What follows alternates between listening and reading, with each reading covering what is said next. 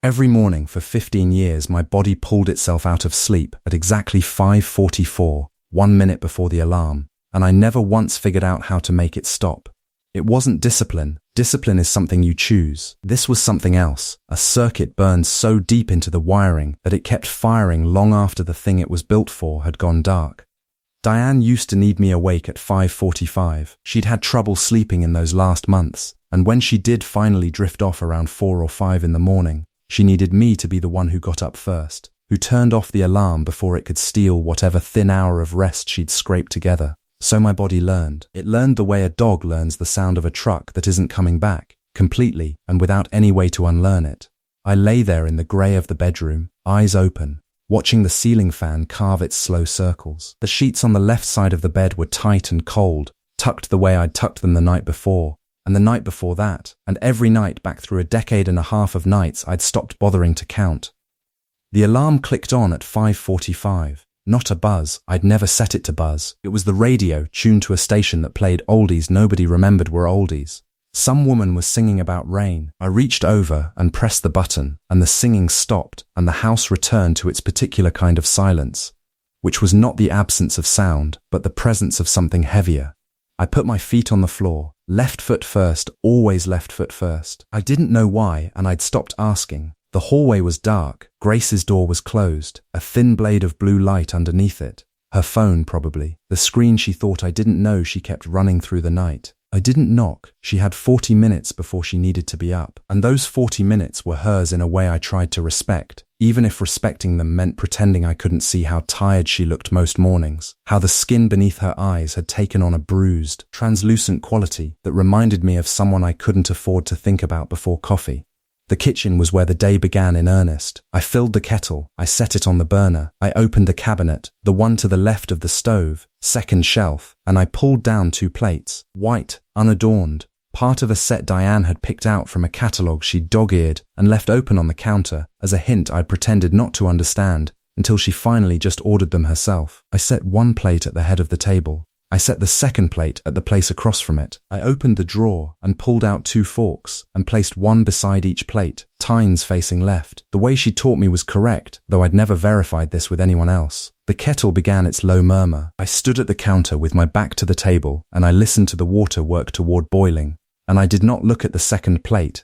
I heard her footsteps on the stairs at 6:22. She always came down at 6:22. I poured the water over the grounds and let the French press sit for 4 minutes, which was how long it took her to use the bathroom and pull her hair into whatever shape she decided on that morning. I cracked 3 eggs into the skillet, 2 for me, 1 for her. She ate like a sparrow, and I'd stopped commenting on it. Grace came into the kitchen wearing that oversized flannel she'd claimed from my closet sometime in October, the one with the frayed cuff I kept meaning to mend. She set her backpack on the floor by the door. She pulled out her chair, she sat down, and then she did what she always did. The thing I watched every morning from the corner of my vision while pretending to be occupied with eggs. She reached across the table with both hands and she lifted the second plate, the one with its fork placed tines left, and she moved it gently to the empty stretch of counter beside the stove. She set the fork on top of it. She did this without ceremony. She did this the way you might close a window against a draft. A small correction, practical, already forgotten. She'd been doing it since she was 12. I'd been setting that plate since she was 3. Neither of us had ever spoken a single word about it. Not once in 9 years of her quietly undoing what I quietly did. I scrambled the eggs. I divided them. I brought her plate to the table and set it in front of her, and she said thank you, and I sat down and we ate. The coffee was slightly over-extracted. I drank it anyway. Grace ate her single egg and half a piece of toast and scrolled through something on her phone. And the kitchen held that particular quality of silence that I had mistaken for peace for so many years that I no longer knew what else to call it. It was not uncomfortable. That was the worst part. It was practiced. It was the silence of 2 people who had agreed, without ever agreeing, that the quiet was load-bearing, that it held the ceiling up, and if either of us spoke honestly, the whole structure might come down on us both. She rinsed her plate at the sink. She shrugged on her jacket. She said bye, Dad, and I said drive safe, and she picked up her backpack and she was gone. The front door closed with its familiar click. I sat for a while. I finished the coffee. I rinsed my own plate and dried my hands on the towel that hung from the oven handle. Then I picked up the second plate from the counter, the untouched one, the one Grace had moved, and I carried it back to the cabinet to put it away. I opened the cabinet door. I reached up to slide the plate onto the stack where it lived. My fingers touched paper. Something folded, tucked behind the stack, pressed flat against the back wall of the cabinet where I never would have found it unless I reached at exactly that angle. A small square of notebook paper, the kind with the blue lines and the ragged fringe along the left edge where it had been torn from a spiral. Grace's notebook, Grace's handwriting. I set the plate down on the counter. I held the paper in both hands. My thumbs were still damp from the dish towel, and they left 2 faint marks on the fold, darkening the blue lines underneath. I should say that I am not a man who hesitates. 15 years of the same alarm, the same coffee, the same 2 plates. I do not pause at thresholds. I do not stand in doorways wondering. I move from one task to the next because that is how a life gets carried. You pick it up and you walk. But I stood there. The kitchen faucet dripped its slow mineral rhythm behind me. The house ticked and settled in the way houses do when they've emptied out and remembered they're just wood and wire. Morning light cut a rectangle across the linoleum, and inside that rectangle I could see every scratch and scuff mark from 16 years of shoes and chair legs and a toddler's plastic walker that I'd pushed across this floor while Diane sat at the table laughing at the face I made when it caught my shin. I unfolded the paper. Grace's handwriting, neat and small, the way she wrote everything, as if she'd been rationing space her entire life. The way children write when they've grown up in a quiet house and learned that taking up less room is a form of kindness. The first line was not a sentence. It was just 5 words, written slightly larger than the rest, centered on the top line like a title she'd considered carefully. Asterisk Dad, I know about Mum. Below it, more lines. A full paragraph, maybe 2. I could see the ink through the fold, dense and deliberate, the way she pressed hard when something mattered. But my eyes wouldn't go past that first line. They kept reading it again and again. 5 words sitting there behind my dishes, tucked in the dark, waiting the way everything in this house waited. Patient, unfed, certain that eventually I'd reach for something and find what had been left for me. I didn't know when she'd written it. I didn't know how long it had been there, days or weeks or months, folded and pressed and hidden in the one place she knew I'd come to, eventually performing the one ritual she'd watched me perform 1,000 times without ever asking why. I read the first line again. My hands weren't shaking. That was the part that frightened me. They were perfectly still. The actress on screen buried her face into a casket lid, and I remember thinking how wrong the flowers looked. Lilies, when everyone knows you bring carnations to a Catholic wake. That was where my mind went, not to the woman's shoulders shaking under bad studio lighting, not to the swelling strings that were supposed to tell me when to feel something. I went straight to the flowers, counted the stems in the arrangement, noticed the ribbon was the wrong shade of cream. The details, always the details. My brain had this way of dismantling a sad scene the way a mechanic pulls apart an engine, isolating each component until none of them could reach me as a whole. It was a Thursday. Grace had picked the movie, some family drama that had won something at a festival I'd never heard of. She'd made popcorn the real way, in the heavy pot with the scratched lid, the one Carol had given us before the divorce because she said she couldn't look at it anymore without thinking of Dave. Grace had drizzled too much butter the way she always did, and her fingers were shiny with it, and she'd been resting her left hand lightly against my forearm in that absent, habitual way she had. The way you touch a wall in a dark hallway, not because you need it to hold you up, but because you need to know it's there. On screen, the actress lifted her head from the casket, mascara tributaries down both cheeks. The theatre of grief, performed with technical precision. I noticed the actress blink twice before the next sob, resetting, recalibrating, and I respected the craft of it even as it skated right across the surface of me and fell off the edge.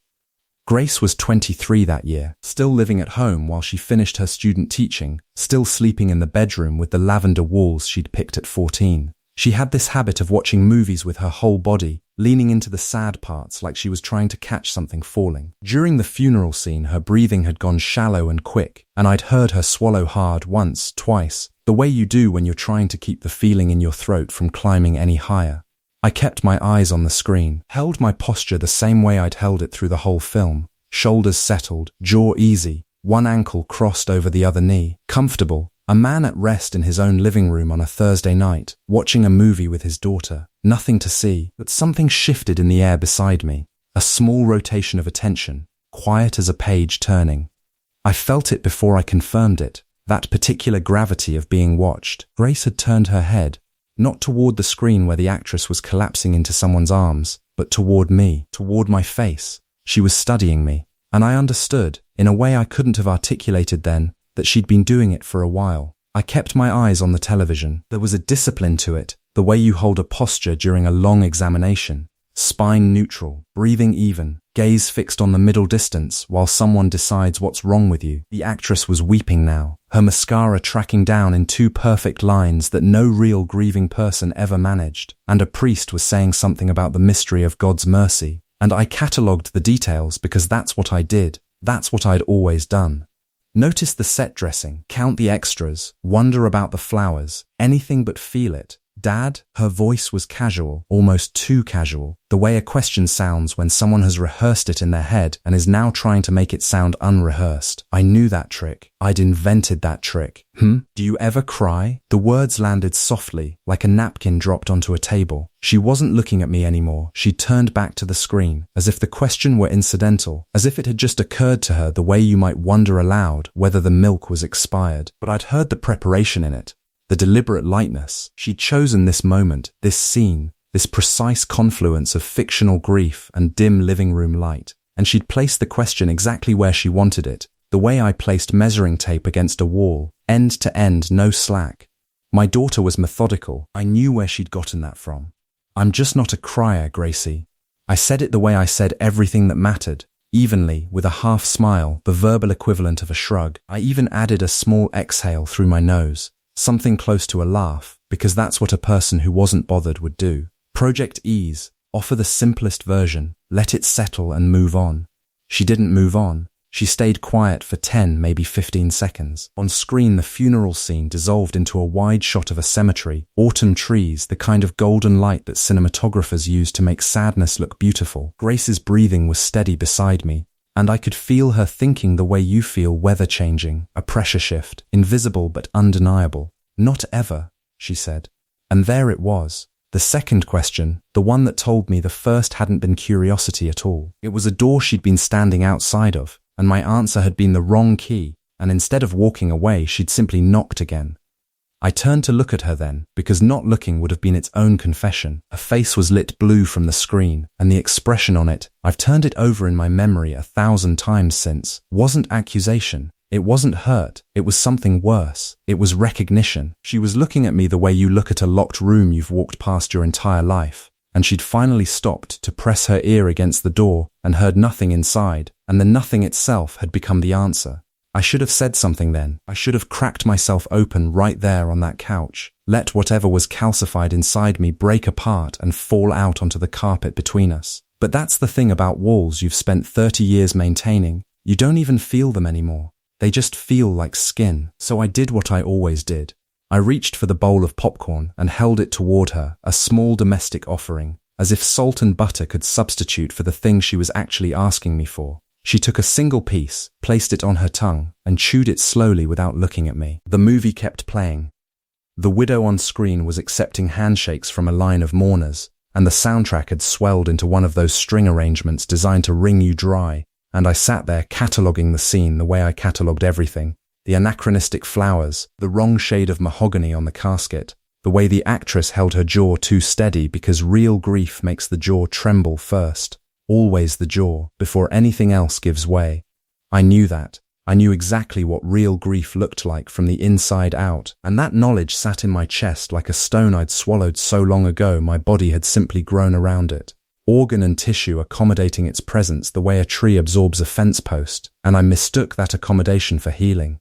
Grace set the remote on the armrest. She didn't pause the movie, she just let it keep running, which somehow felt more deliberate than stopping it. Like she wanted the sound to cover what she said next. Mum used to say you cried when I was born. Her voice was careful, almost clinical, the way she sounded when she was working through a problem she hadn't fully outlined yet. She said you held me in the delivery room and just lost it, sobbed like a little kid. My throat tightened. Not the dramatic tightening you see in films, not the quiver before the dam breaks, just a slow constriction, mechanical, the way a fist closes around something it refuses to drop. Your mother exaggerated, I said. She hadn't. Diane had told that story at every birthday dinner until Grace was 12, and every word of it had been true. The way I'd held that 7-pound girl against my chest and wept so openly the nurses had laughed. The good kind of laughter, the kind that lives in the same house as joy. I had been a man who cried once. I remembered him distantly, the way you remember a city you visited in your 20s and could no longer navigate. Grace nodded slowly, the way people nod when they've decided not to believe you, and she turned back to the screen, but her hand, the one that had been resting against my arm all evening, slid quietly back to her own lap. 6 inches of couch cushion had never felt like distance before. Grace dropped the permission slip on my workbench like it was nothing. A half sheet of goldenrod paper, still warm from the copier, with a checklist that made my hands go still. I'd been rethreading the bobbin on my fly-tying vise, a size 16 elk hair caddis I'd been nursing for 20 minutes, and the paper landed right across the jaws. She didn't even break stride, just swung through the garage door with her backpack hanging off one shoulder the way I'd told her 100 times would wreck her spine, dropped the thing on my bench and said, "I need that stuff by Friday." I picked it up with the hand that wasn't holding thread, read it once, read it again. The school district logo sat in the upper left corner like a small blue badge of authority, and beneath it was a bulleted list for the 8th grade trip to the state capitol, permission signature, emergency contact card, proof of medical insurance, and at the bottom, underlined twice in what must have been Mrs. Kessler's heavy hand, * original or certified copy of birth certificate required. No photocopies. Srimes, my chest did something quiet and involuntary, like a door clicking shut inside a house nobody was home in. I set the paper down on the cleanest part of the bench, away from the feather scraps and the spool of copper wire.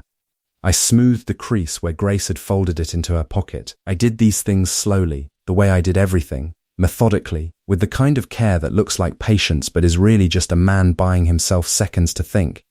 It wasn't that I'd forgotten what was on the birth certificate. That was the problem. I hadn't forgotten a single line of it. I could see the document behind my eyes the way you see the after image of a bright light, the raised seal from the county clerk's office, the careful block letters, the weight of the cardstock. I knew exactly which fireproof box it sat in, on which shelf in the basement, behind which row of old tax returns I kept meaning to shred.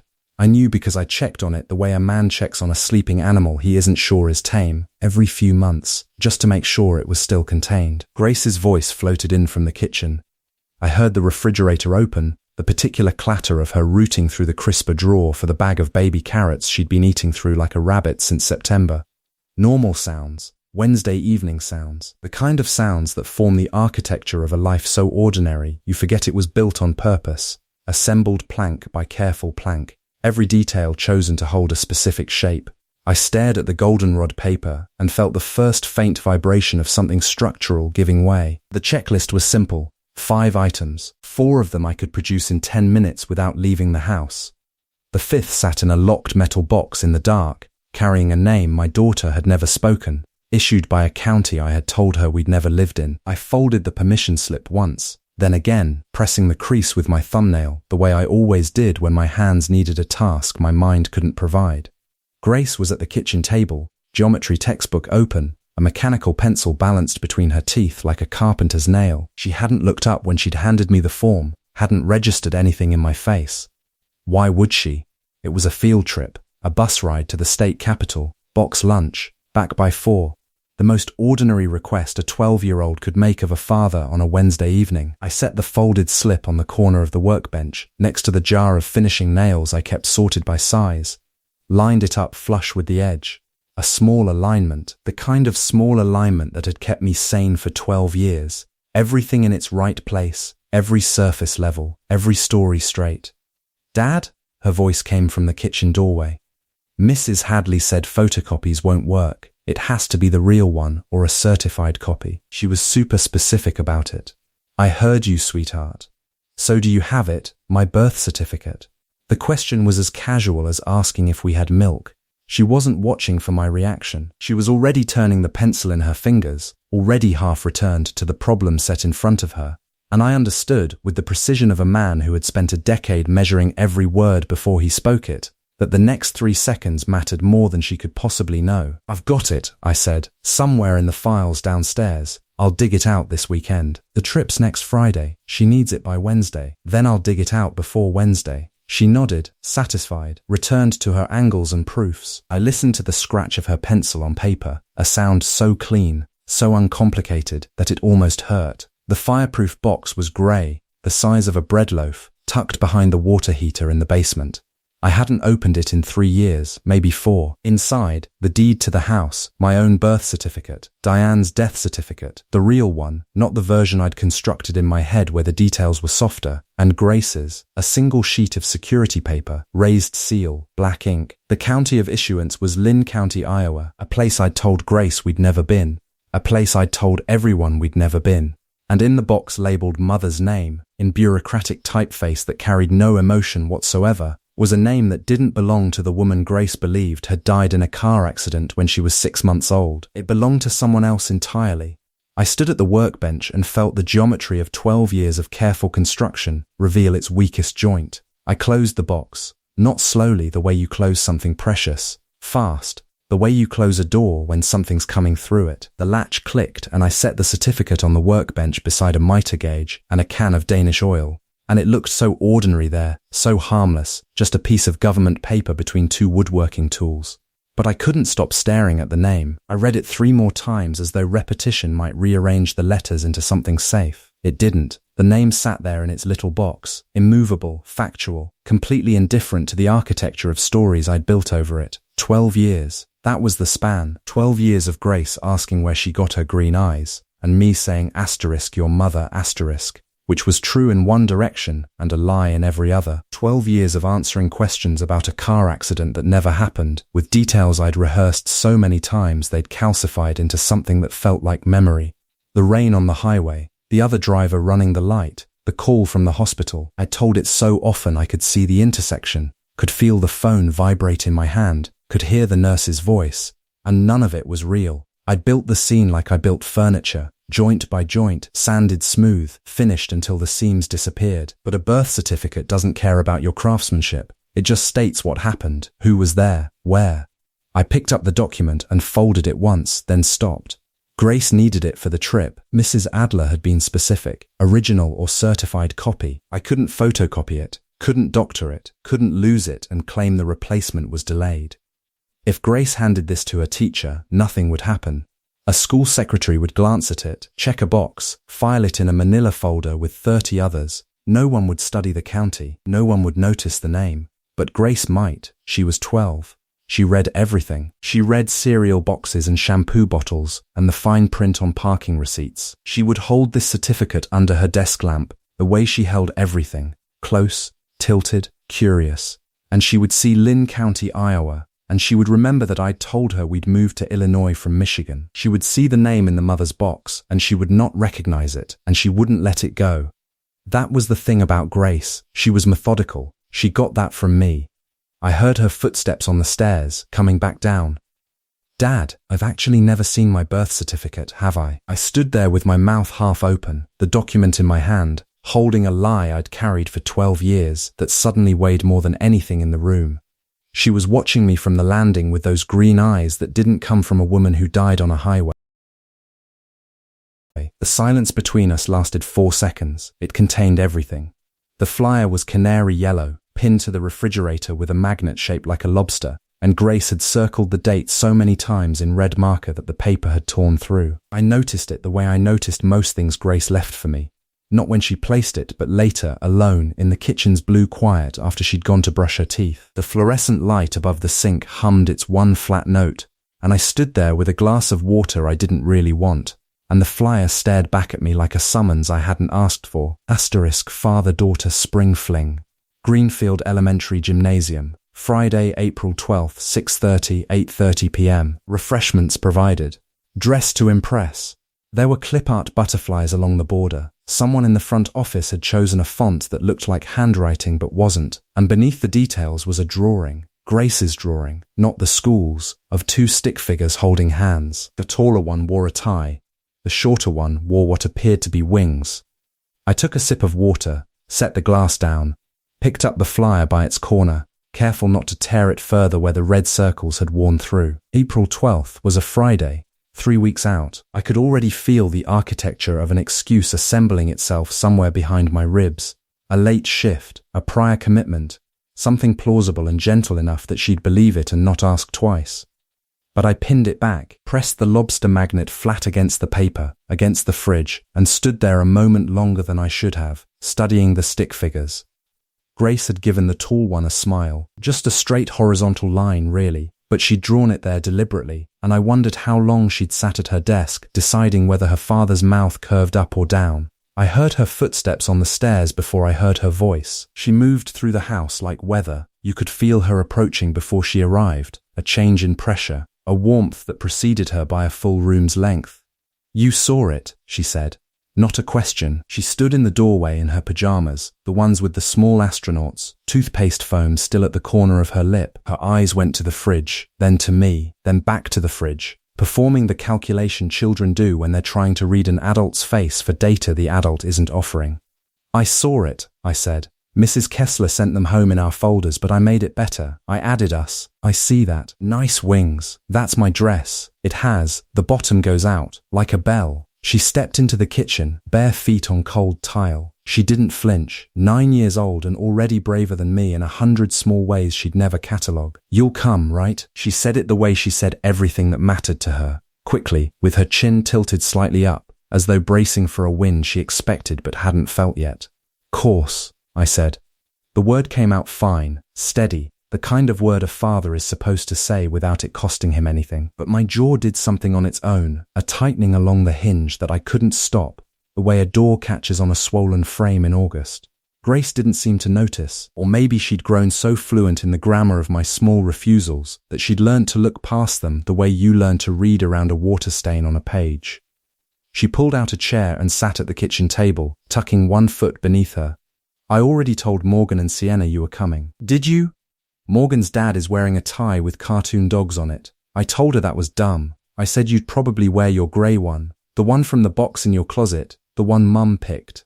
She dropped that detail like a stone into a well and waited for the sound. I gave her nothing. I opened the cabinet and reached for a glass.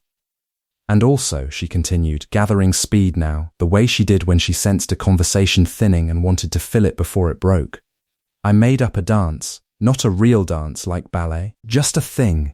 It goes with this song from the talent show last year, the one Mr. Duffy played on the speakers.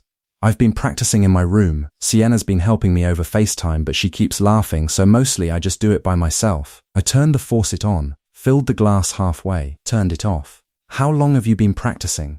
"I don't know. A while, like since the flyers came."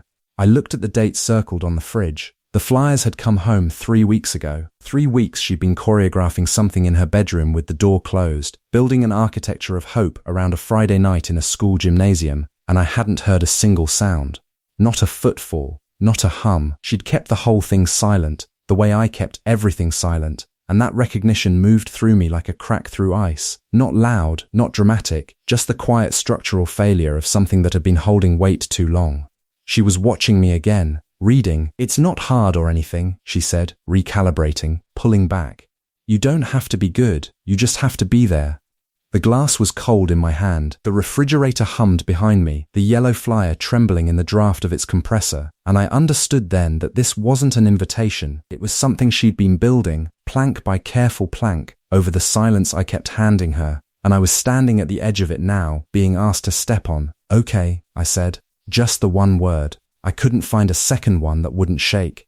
Grace's whole body changed. Not a jump, not a squeal. She wasn't that kind of kid, and I'd made her that way. She went still, the way a person goes still when they've been holding something fragile for a long time and someone finally tells them they can set it down. Her shoulders dropped an inch, her fingers uncurled from the hem of her shirt. And her face did something I hadn't seen in months. It opened. All the way, no checkpoints, no careful readings of my expression first. Just open. "I choreographed something," she said, and the words came fast now, tumbling out like she'd been keeping them in a locked room. "It's not weird, it's not like a real dance, it's just, Mrs. Peretti showed us this thing in gym and I practiced it so it's easy, so you won't have to think about it. I already told Maddie and Sophie you were coming. I told them weeks ago." Weeks ago, she'd told her friends weeks ago. I set my glass down on the counter because I didn't trust my hand anymore. She'd built this before she ever asked me. She'd constructed the whole architecture of it. The friends, the routine, the careful choreography designed to require nothing of me except showing up. And only then had she walked out here with that flyer and put the question in the air. And even then she'd hedged it, made it smaller than it was, told me it wasn't hard, told me I didn't have to be good. My daughter had learned to engineer hope with exit routes. I'll be there, I said, and I meant it. I meant it the way I meant everything I said to her, which was completely in the moment before the world got quiet again and the walls closed back in. She smiled, a real one. Then she turned and half ran down the hallway toward her room, her socks sliding on the hardwood the way they'd done since she was 4.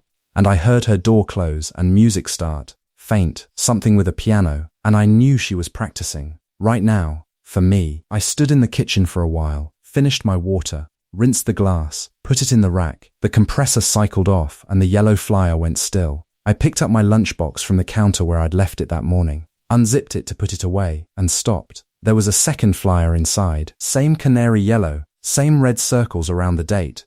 She'd folded it carefully, tucked it beneath the ice pack where I'd be sure to find it. I turned it over. On the back, in cursive so careful it must have taken her 3 tries, she'd written, "Don't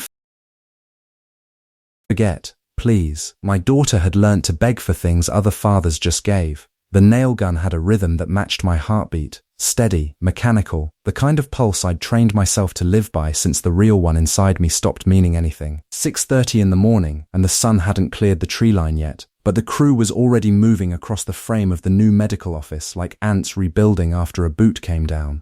I liked the early hours best. The wood was still cool under my palms, the dew hadn't burned off, and nobody talked much before their second coffee. Just the percussion of tools and the groan of lumber taking weight, a language I understood better than the one people expected me to speak. I'd been framing houses and commercial builds for 31 years, long enough that my body knew what to do before my mind caught up.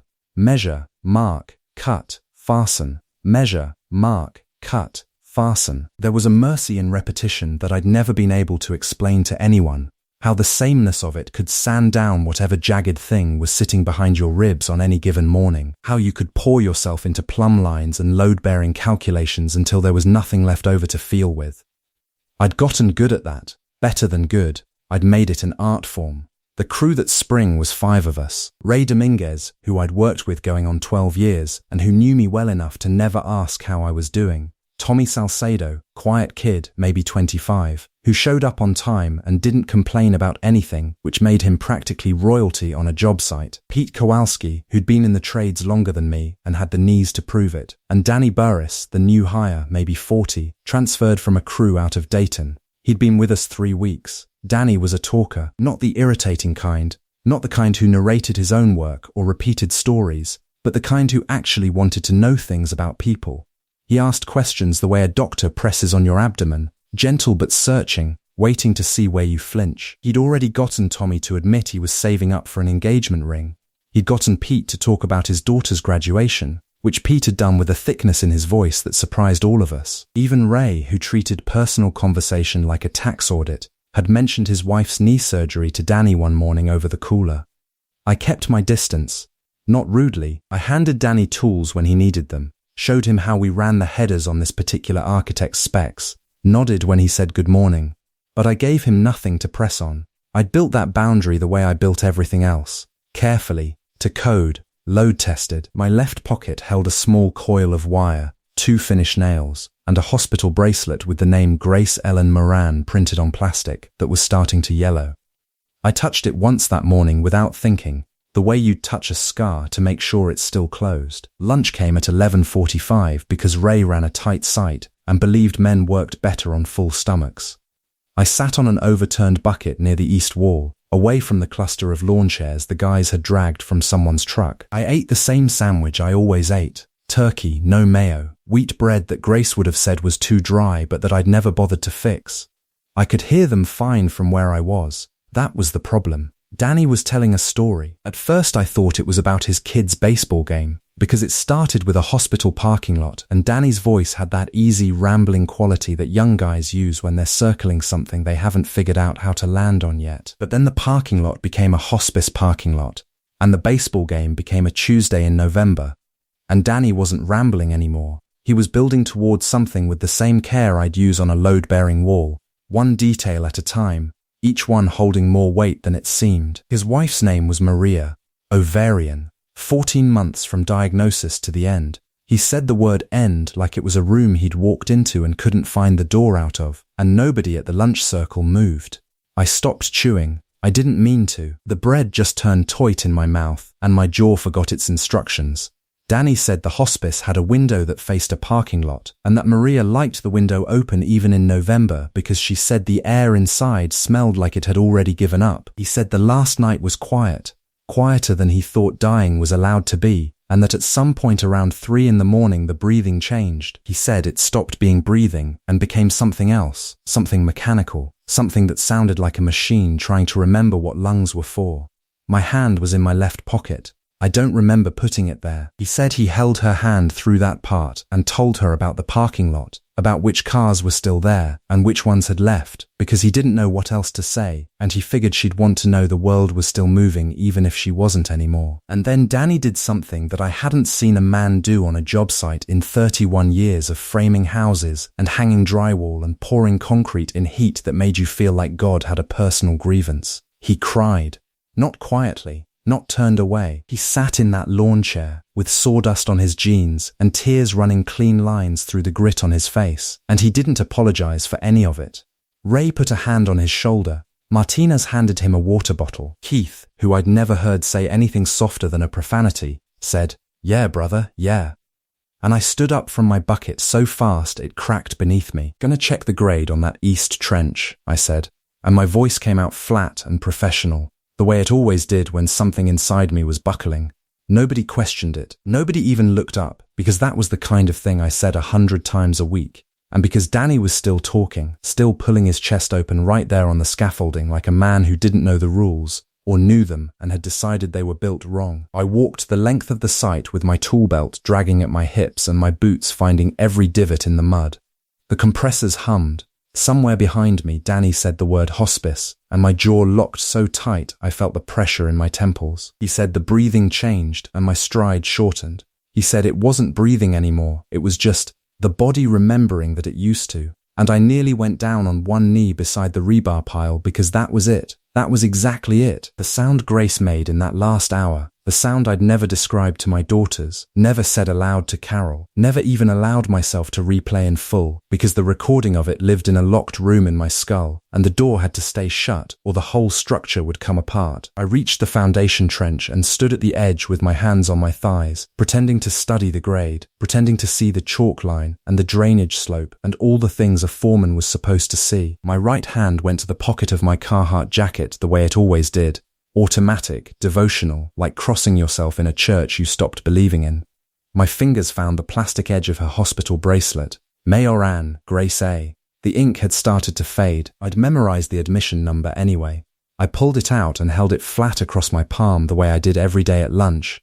Only this time my hands were shaking. Not a little. Not the fine tremor you get from running a sawzall too long.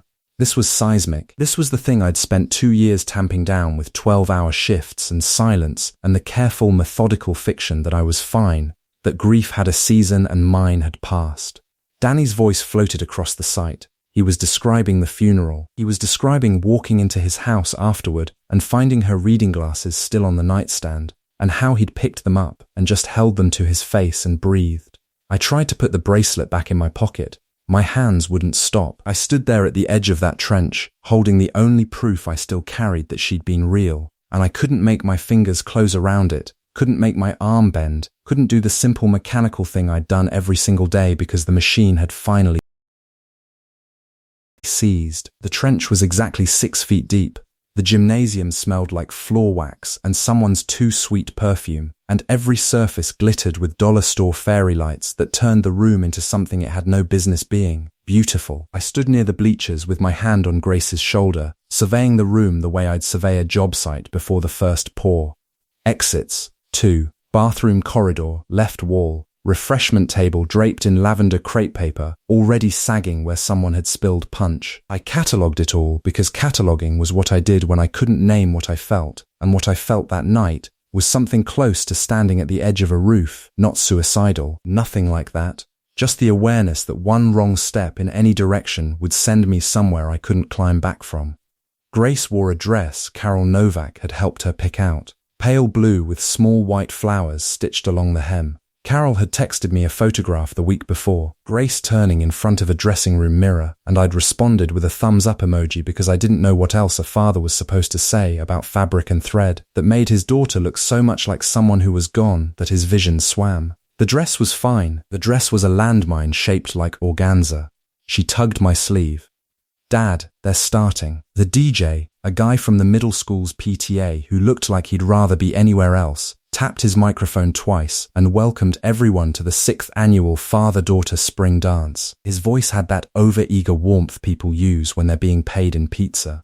Around us, fathers in sport coats and fathers in flannels shuffled toward the center of the floor. Daughters riding their shoes, daughters pulling them by both hands, daughters already embarrassed, already laughing. I guided Grace forward. My palm found the space between her shoulder blades, and I was careful about pressure, not too firm, not too loose.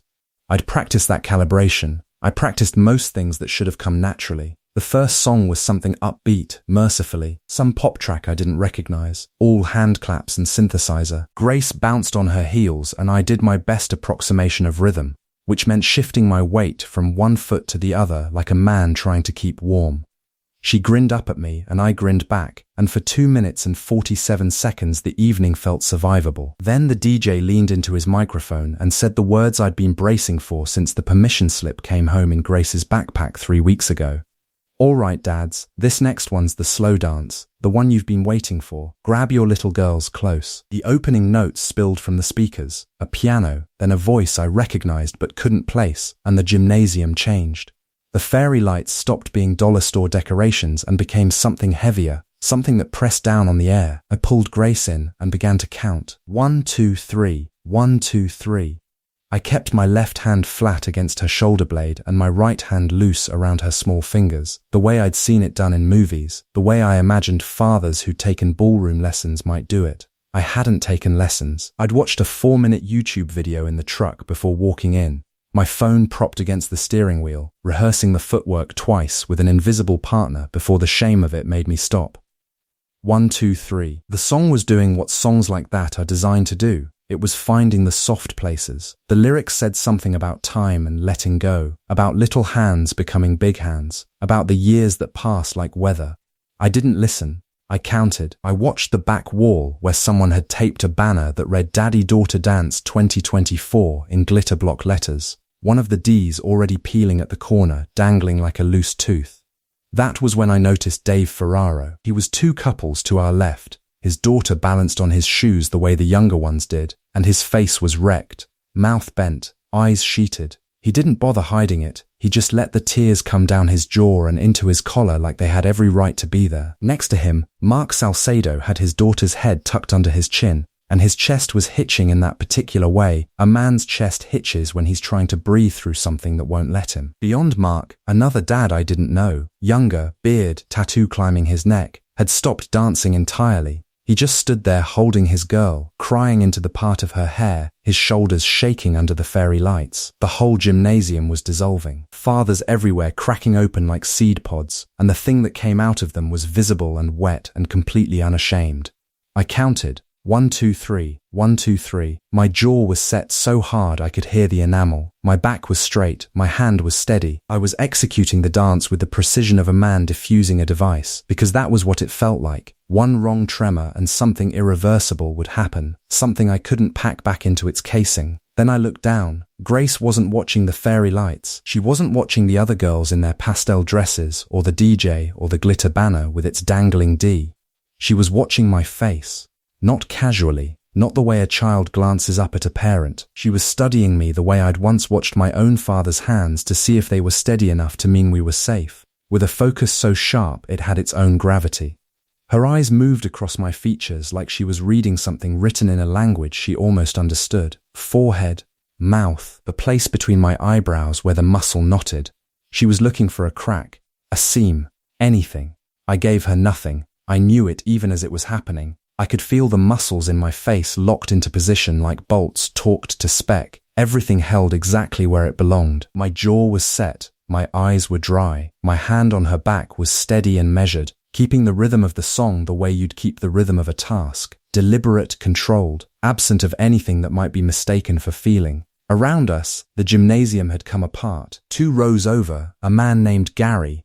I'd met him at the sign-in table, firm handshake, insurance adjuster, had his daughter's face pressed into his shoulder and his mouth was twisted into something raw and unguarded. His cheeks were wet, he didn't care.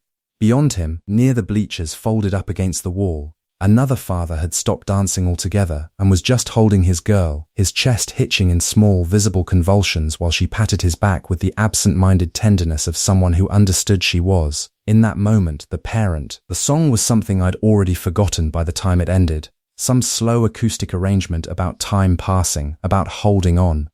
The lyrics didn't matter. What mattered was that every man in that room seemed to have received permission I hadn't. Some doorway had opened for them and they'd walked through it, and I stood on my side of the threshold and watched them go with my feet cemented to the floor. Grace's eyes were still on me. I could feel them even when I looked away, even when I fixed my gaze on the fairy lights strung along the far wall, and counted them, 14, 15, 16. The way I counted anything when the inside of my chest started to feel like a room with too many people in it. I counted because counting was a structure. Counting was a wall I could build in real time, brick by brick between myself and whatever lived beneath the floorboards. And then she stopped looking. I felt the exact moment. The pressure of her gaze lifted from my face like a hand pulling away from a window. She turned her head slowly, almost carefully, and pressed her cheek against my chest. Her small fingers curled into the fabric of my sport coat. Her body, which had been held slightly apart from mine, held in that posture of searching, of waiting, softened, not into warmth, not into the melting trust I'd seen in other daughters leaning into other fathers across that glittering floor. She settled against me the way a door settles into its frame when someone on the other side stops knocking. I kept dancing. I kept my hand on her back. I kept counting the lights, 23, 24, because the alternative was to understand what had just happened, and I wasn't ready. I might never be ready. She'd stopped hoping I would cry. The dashboard clock blinked 9:47 for 11 minutes straight because the battery was dying, and I remember thinking how fitting that was. Something broken, still trying to mark time, not realizing nobody trusted it anymore. We'd pulled out of the Elks Lodge parking lot without a word. The tires found every seam in the pavement, and each thud landed in the cabin like a small accusation. Grace sat in the passenger seat with her arms folded so tight across her chest that her knuckles had gone white, and I could see the shine of tears she refused to let fall catching the streetlights as they swept across her face in slow orange intervals. I kept both hands on the wheel, 10 and 2, the way my father taught me, the way I'd taught her when she got her permit 2 summers ago. I drove the speed limit. I signaled at every turn. I did everything correctly because that was all I had left. The machinery of normal behavior, the small acts of control that kept the rest of it from spilling. The dance had been Carol's idea, a father-daughter thing at the lodge, something to get us out of the house, something to prove we were still a family unit capable of occupying public space without anyone tilting their head sideways and asking how we were holding up. I'd worn the navy blazer Diane had picked out for me at Nordstrom 7 years ago. The one that still smelled faintly of the cedar blocks she'd tucked into the closet. Grace had noticed. I saw her clock the blazer the moment I came downstairs, saw the way her mouth opened and then closed again, a sentence swallowed whole. At the dance, I'd stood near the punch table. I'd shaken hands with men I recognized from the hardware store and the bank. I'd smiled when the DJ played something from the 80s, and when Grace had looked over at me from across the floor where she stood with 2 girls from her class, I'd given her a thumbs up. A thumbs up, like she'd just parallel parked on the first try, like the whole evening was a task she was completing satisfactorily. She'd turned away from me then, and something in her shoulders changed. Not a slump exactly, more like a door closing. I noticed it the way I noticed most things about my daughter, precisely, clinically. From a distance I had not chosen but could not seem to close. Now the car smelled like her perfume, and the faint chemical sweetness of the corsage I'd bought at the grocery store florist, because I hadn't thought to order one in advance.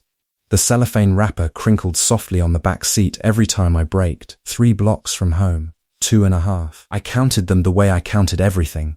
Quietly, methodically, as if numbers could build a bridge across the silence.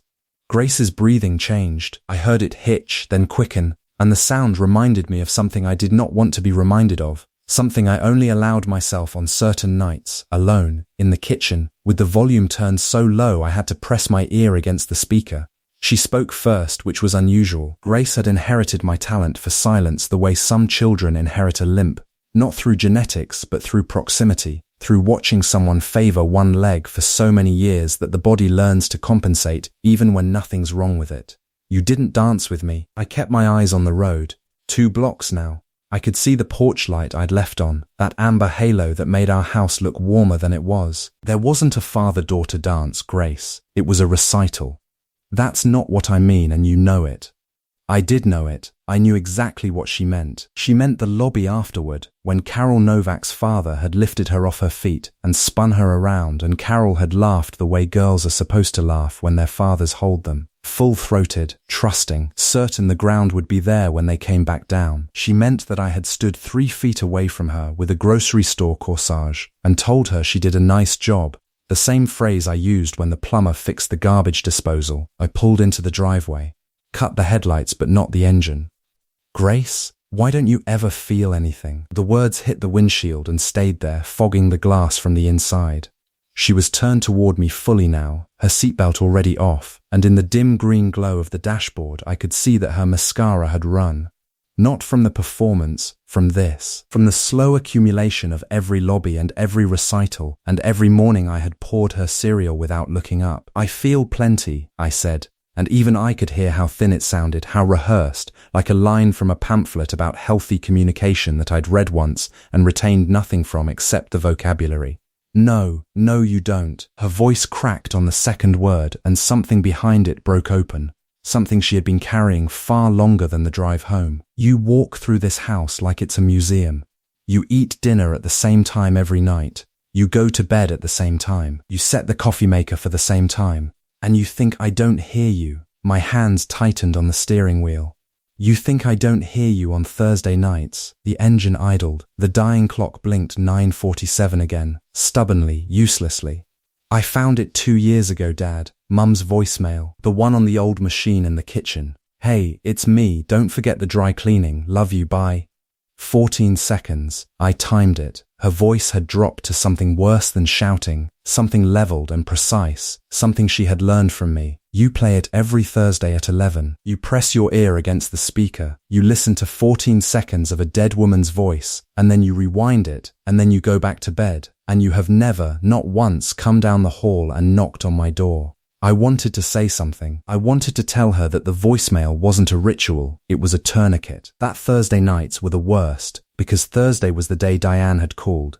A Thursday in October, running errands, 14 seconds of nothing special.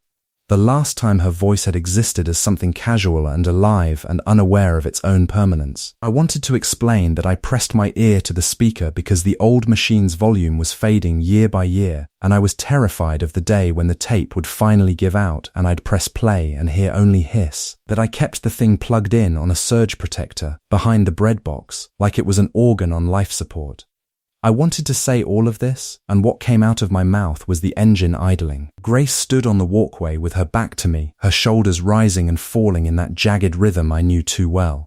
She'd inherited that from Diane, the way her breathing hitched before the tears came. 3 quick inhales and then 1 long shudder. I'd watched it 1,000 times in her mother. I recognized it the way you recognize a melody in a different key. And still I sat behind the wheel. Because the truth Grace had uncovered wasn't that I didn't feel. It was something worse, something I couldn't have explained even if my jaw had unhinged and every word I'd swallowed for 6 years came pouring out at once. The truth was that I had exactly enough grief in me for the voicemail. 14 seconds. Rewound. 14 seconds. Rewound. A closed circuit. Manageable. Contained. I had built a room for my sorrow, and I visited it on a schedule, and the room was 14 seconds long. And there was only space inside it for a voice that couldn't ask me questions. A voice that only said *love you, bye*, and meant it without needing me to prove I'd heard. Grace needed more than 14 seconds. Grace needed me to walk into her room and sit on the edge of her bed and be terrible at this. Clumsy, broken, insufficient, and do it anyway. She needed a father who could hold grief in one hand and his daughter in the other, and I had convinced myself that holding either one meant dropping the other. The porch light caught the side of her face as she turned just enough for me to see she was crying. Not the hitching breaths anymore. Quiet now. Still. Mum's been dead 6 years, and you still play her voicemail every Thursday night, she said. But you can't even look at me when I cry. The engine hummed. The dashboard clock blinked 9:47, wrong and unwavering. My daughter walked inside and closed the door without slamming it, which was worse. And I had no idea she'd been listening. The engine ticked 11 times before I realized I'd been counting, the way a man counts anything when the alternative is screaming into a steering wheel at midnight. 12, 13.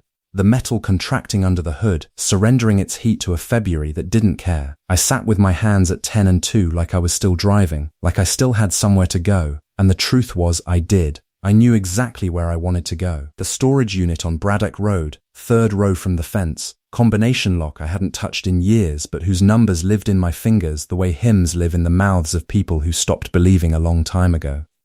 My hands were shaking, not the way they shook when I was cold, not the way they trembled the morning Linda called to tell me our father was gone.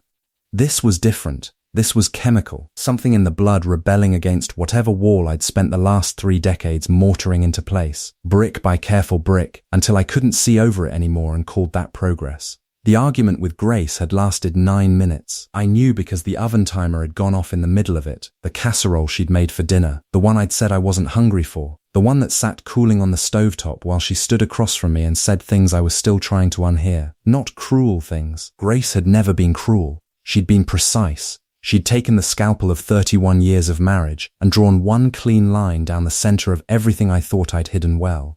You're not quiet, Bobby. You're gone. I pressed my thumbs into the leather of the steering wheel until the stitching left grooves in my skin. The dome light had faded. The driveway was dark except for the pale rectangle of the kitchen window where a single light burned over the sink, and even from the truck I could see the shadow of the dish rack, the amber prescription bottle she kept on the sill for her thyroid, the small domestic geography of a life I'd somehow managed to live inside of without ever fully inhabiting. My right hand drifted to the ignition. The key was still there, warm from my palm, and all I had to do was turn it. 22 minutes to Braddock Road this time of night. No traffic, no witnesses. I could have the box open in the bed of the truck before 1 in the morning, could sit in that fluorescent corridor between the roll-up doors, and finally look at what I'd locked away the same year Carol learned to walk. The year I decided that fatherhood meant becoming someone with no history, no wreckage, no father of his own worth remembering. The key turned a 1/4 inch before I caught myself, and that was when I looked up at the kitchen window and saw Grace standing there, perfectly still, watching me through the glass. She didn't wave, didn't press her palm to the glass the way she did in the early years when I'd come home late from a double and she'd wait up pretending she hadn't been waiting. She just stood there in that thin rectangle of kitchen light, a woman who had spent 31 years married to a locked door and finally understood that no amount of knocking would open it. Then she reached over and turned the light off. Not a slam, not a statement. She didn't yank the curtain closed or disappear in a huff the way she had after the argument, when her voice cracked on the word enough, and I stood there holding a dish towel like it was a shield. This was different. This was Grace stepping back from the window and giving me exactly what I kept choosing. The dark, the quiet, the vast and terrible privacy I had built around myself, like a man bricking up a well because he was afraid someone might hear the echo at the bottom. My hand fell away from the ignition. I sat there with the key half turned, headlights cutting 2 pale columns across the lawn, and I felt something shift in my chest, the way a foundation shifts, not a collapse, not yet, but the groan of weight that has been distributed wrong for decades finally announcing itself. Because anger I could have driven through. Shouting I could have outrun on the highway to Braddock Road with the windows down and the radio loud enough to blur every thought into static. But surrender, Grace's quiet, deliberate surrender, that was a door I had no mechanism for. She had given up trying to get in. The headlights died when I turned the key back. Darkness poured into the cab like water filling a hull, and I pressed both palms flat against the steering wheel and held them there, hard, the way you press a wound. My hands were shaking, not the fine tremor of cold or caffeine, but the deep structural shaking that starts somewhere behind the sternum, the kind that means the body knows something the mind is still refusing to name. I had felt it only twice before. Once at the funeral home, when they asked me to confirm the remains, and once in the storage unit the day I sealed the box and swore I would not open it. I thought about the 22 minutes to Braddock Road. I thought about the fluorescent corridor, the combination lock, the particular sound of cardboard flaps pulling apart after years of compression. I thought about his handwriting on the envelopes inside, the way he looped his lowercase d's the same way I loop mine, the same way Carol loops hers. A genetic inheritance more honest than anything I had ever told either of them about the man whose letters I kept but could not read. The cab smelled like motor oil and old coffee, and the specific brand of silence that accumulates when a man has been sitting alone with himself long enough to become dangerous. My phone buzzed on the passenger seat. I didn't look at it, not right away. I let it buzz against the vinyl like something alive, something that had crawled out of the dark to find me, and I kept my hands where they were. One on the wheel, one on the gear shift, both trembling in that particular frequency that lives somewhere between cold and collapse. The phone buzzed once more, then stopped, and the absence of that small vibration felt louder than the argument had been. I picked it up the way you'd pick up a letter from a doctor, slowly, with the understanding that whatever it said would rearrange the furniture of the next however many years. Carol's name on the screen. 2 words, an address. Dad's box. Unit 14. Asterisk.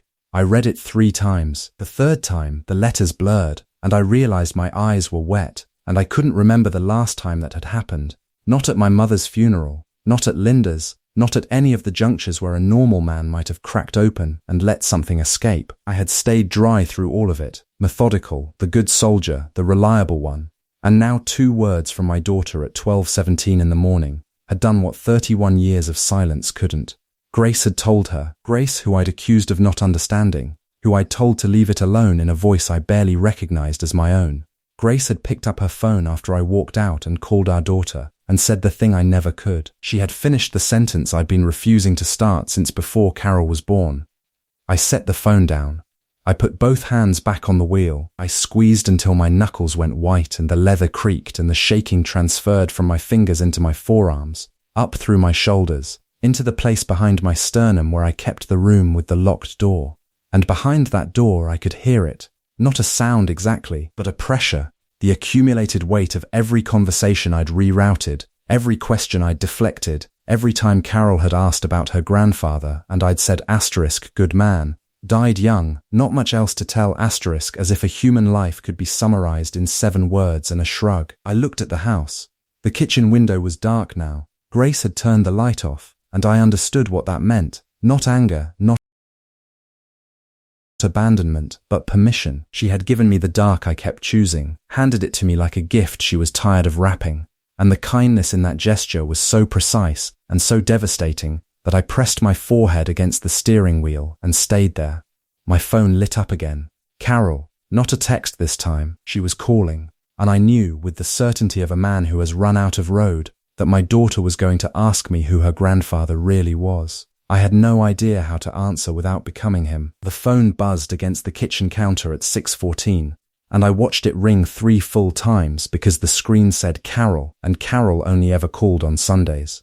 It was a Wednesday. The kitchen smelled like coffee I'd reheated twice, and toast I'd burned once and scraped clean over the sink. I stood there with the butter knife still in my hand, watching the phone vibrate itself in a slow half circle on the granite, and I thought about letting it go to voicemail. I thought about that the way you think about stepping off a curb into traffic. Not seriously, but long enough to feel the weight of it. I picked up on the 4th ring. Hey Bobby, how's things? Her voice came through bright and warm, the way Carol's voice always did, like she'd been standing in sunlight just before she dialed. My sister had that talent. She could make a phone call sound like a kitchen table, like she was sitting right across from you sliding over a cup of something hot. But underneath the warmth there was a tautness I recognized, a wire pulled one turn too tight. I'd heard that same frequency in Grace's voice the last time she'd called home from school, that careful control people used when they were working up to something. Fine, I said. Everything's fine. I set the butter knife down, leaned my hip against the counter. The overhead light hummed its thin fluorescent note, and out the window the backyard had gone purple with early dusk, the oak tree just a smudge against the sky. I could see my reflection ghosted in the glass. A man in a flannel shirt that needed washing, standing alone in a kitchen that was too clean for someone who actually lived in it. Fine, Carol repeated, and the way she said it told me she was writing the word down in that mental ledger she kept, the one where she catalogued every evasion I'd ever offered her. Carol was 4 years younger than me and had somehow always been older. Even when we were kids, she'd had that gravity, that patient stubbornness that could wait out any lie. She got it from our mother. They both had that quality, the ability to sit inside a silence until it confessed. Our mother. I hadn't let myself think about Diane in weeks, which was its own kind of discipline, its own small brutality. I pushed the thought down the way I pushed most things down, into that deep, quiet place where I stored everything I couldn't afford to examine. "How's the house?" Carol asked, a nothing question, a placeholder. I could hear her breathing on the other end, measured and deliberate, and I understood she was circling something the way she used to circle the deep end of the pool as a girl, testing the temperature with one toe before committing. "House is good. Got the gutters cleaned last week." "That's good, Bobby. That's real good." She wasn't talking about the gutters. I let the silence sit there between us like furniture neither of us wanted to move. Through the kitchen window, the light had gone that particular shade of amber that meant the day was nearly spent, and I traced a crack in the countertop with my thumbnail, the way I always did when a conversation threatened to go somewhere I hadn't agreed to visit. "You eating okay?" she asked. "Carol, I'm just asking, and I'm just answering. I eat fine. I had a sandwich for lunch, turkey on rye. You want to know the brand of mustard?" She didn't laugh. Carol always laughed at my deflections, had been laughing at them for 40-some years, since I was the older brother who answered every hard question with a joke and a closed door. But she didn't laugh, and the absence of it sat in my chest like a stone dropped into still water. "I drove past your place last Tuesday," she said. The crack in the countertop suddenly required my full attention. I pressed my thumb into it until the nail went white. "Bobby, you were sitting in your truck, in the driveway." I slowed down because I thought maybe you were on the phone, or waiting on someone, but you weren't doing anything. You were just sitting there. I drove around the block and came back 10 minutes later, and you were still there. I came back a third time, 20 minutes after that, and you hadn't moved. I opened my mouth and nothing came out, which almost never happened. I was a man who always had the next sentence ready, the right casual phrase to lay over whatever wreckage the moment contained. That she had seen me, she had driven past and seen me in that hour I couldn't account for, that hour I had lost between pulling into the driveway after work and walking through the front door. I remembered the Tuesday. I remembered the engine ticking as it cooled. I remembered my hands on the steering wheel at 10 and 2, gripping it like I was still driving somewhere, and the way the house had looked through the windshield. Dark windows, porch light off, all that emptiness waiting behind the door like something with patience and teeth. I hadn't known anyone was watching.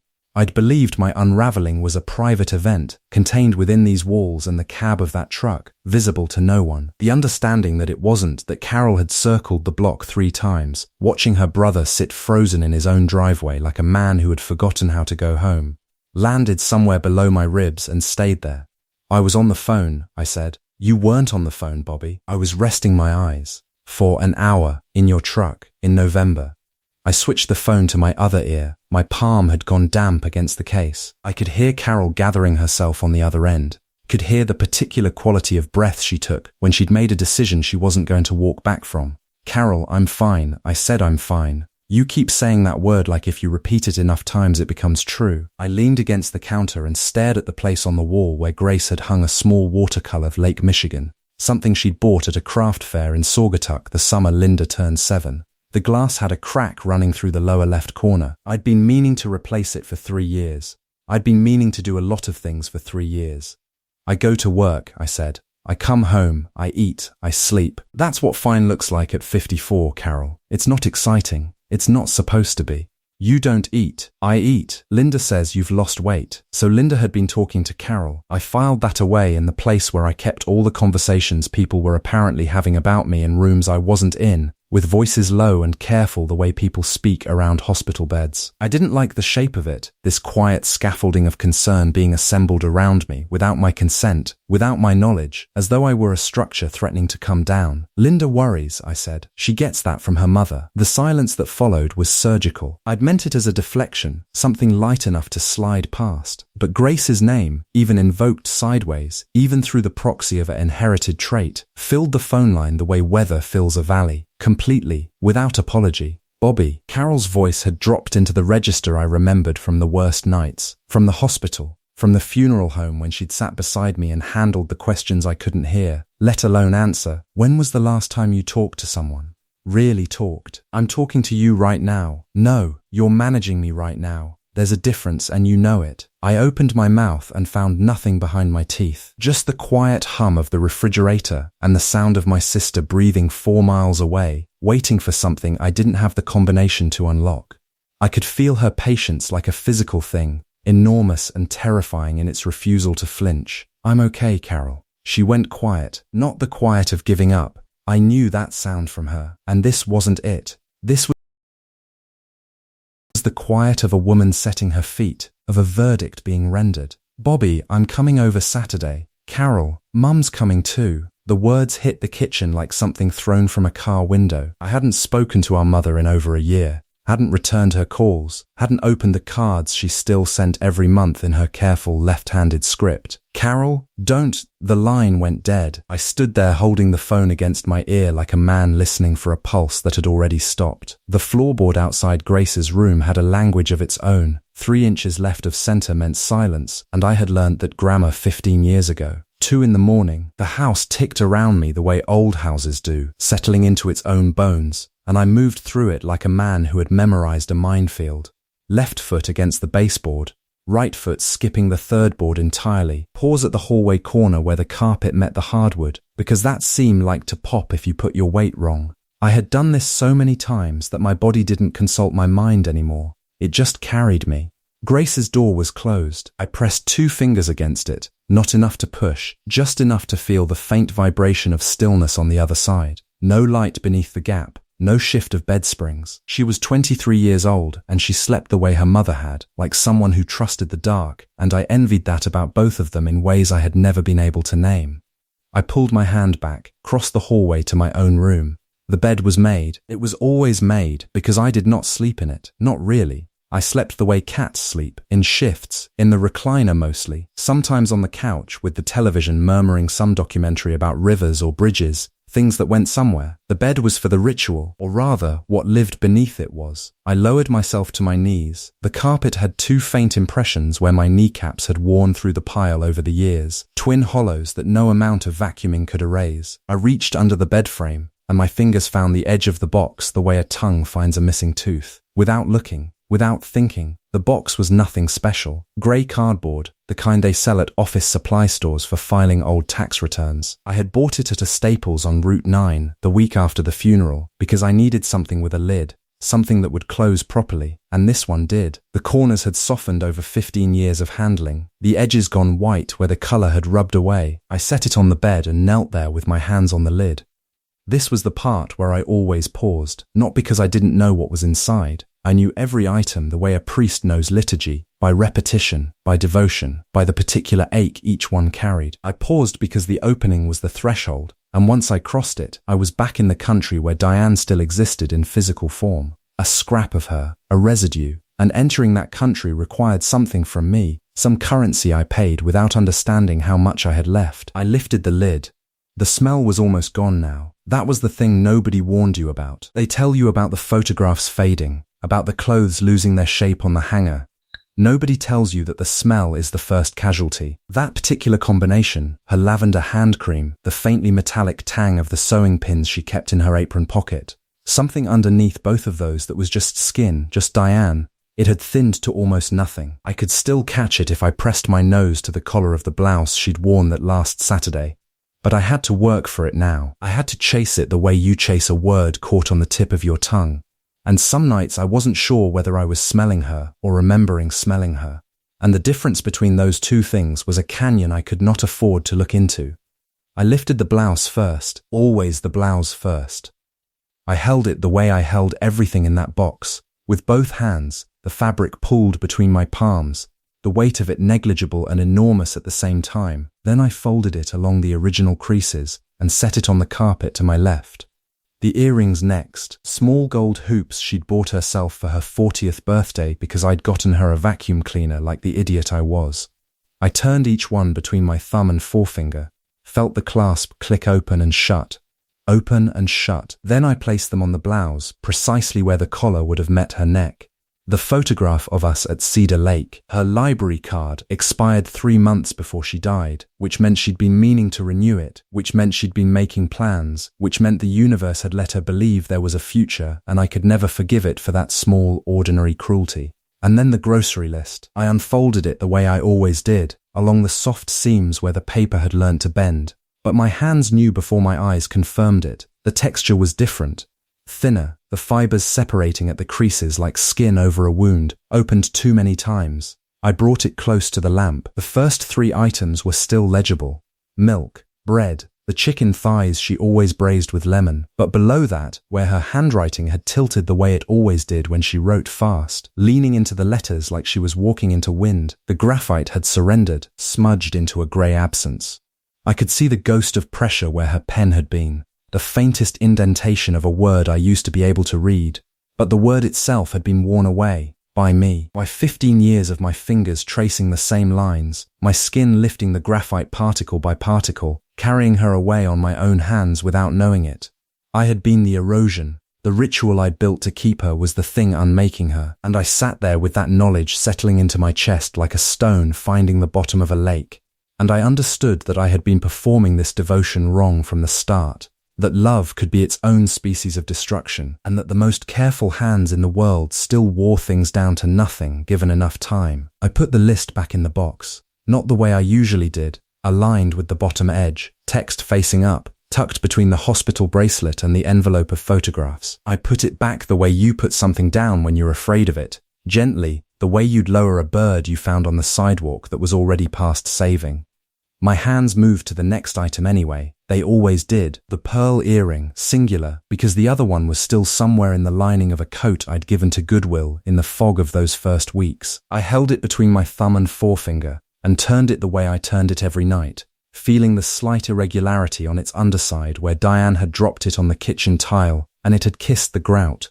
I had always loved that floor. I had always believed that holding it was an act of remembrance. But now I understood the grocery list, and I could feel the pearl warming to my skin, and I wondered what invisible thing I was taking from it, what microscopic piece of her I was dissolving with the oils of my own devotion. I set it back in the box. The ribbon from Grace's first birthday. Diane had tied it around her wrist, and Grace had chewed the end until it darkened with spit. And Diane had laughed in a way that came from so far inside her it was almost a different sound than laughing. I touched the ribbon. I always touched the ribbon.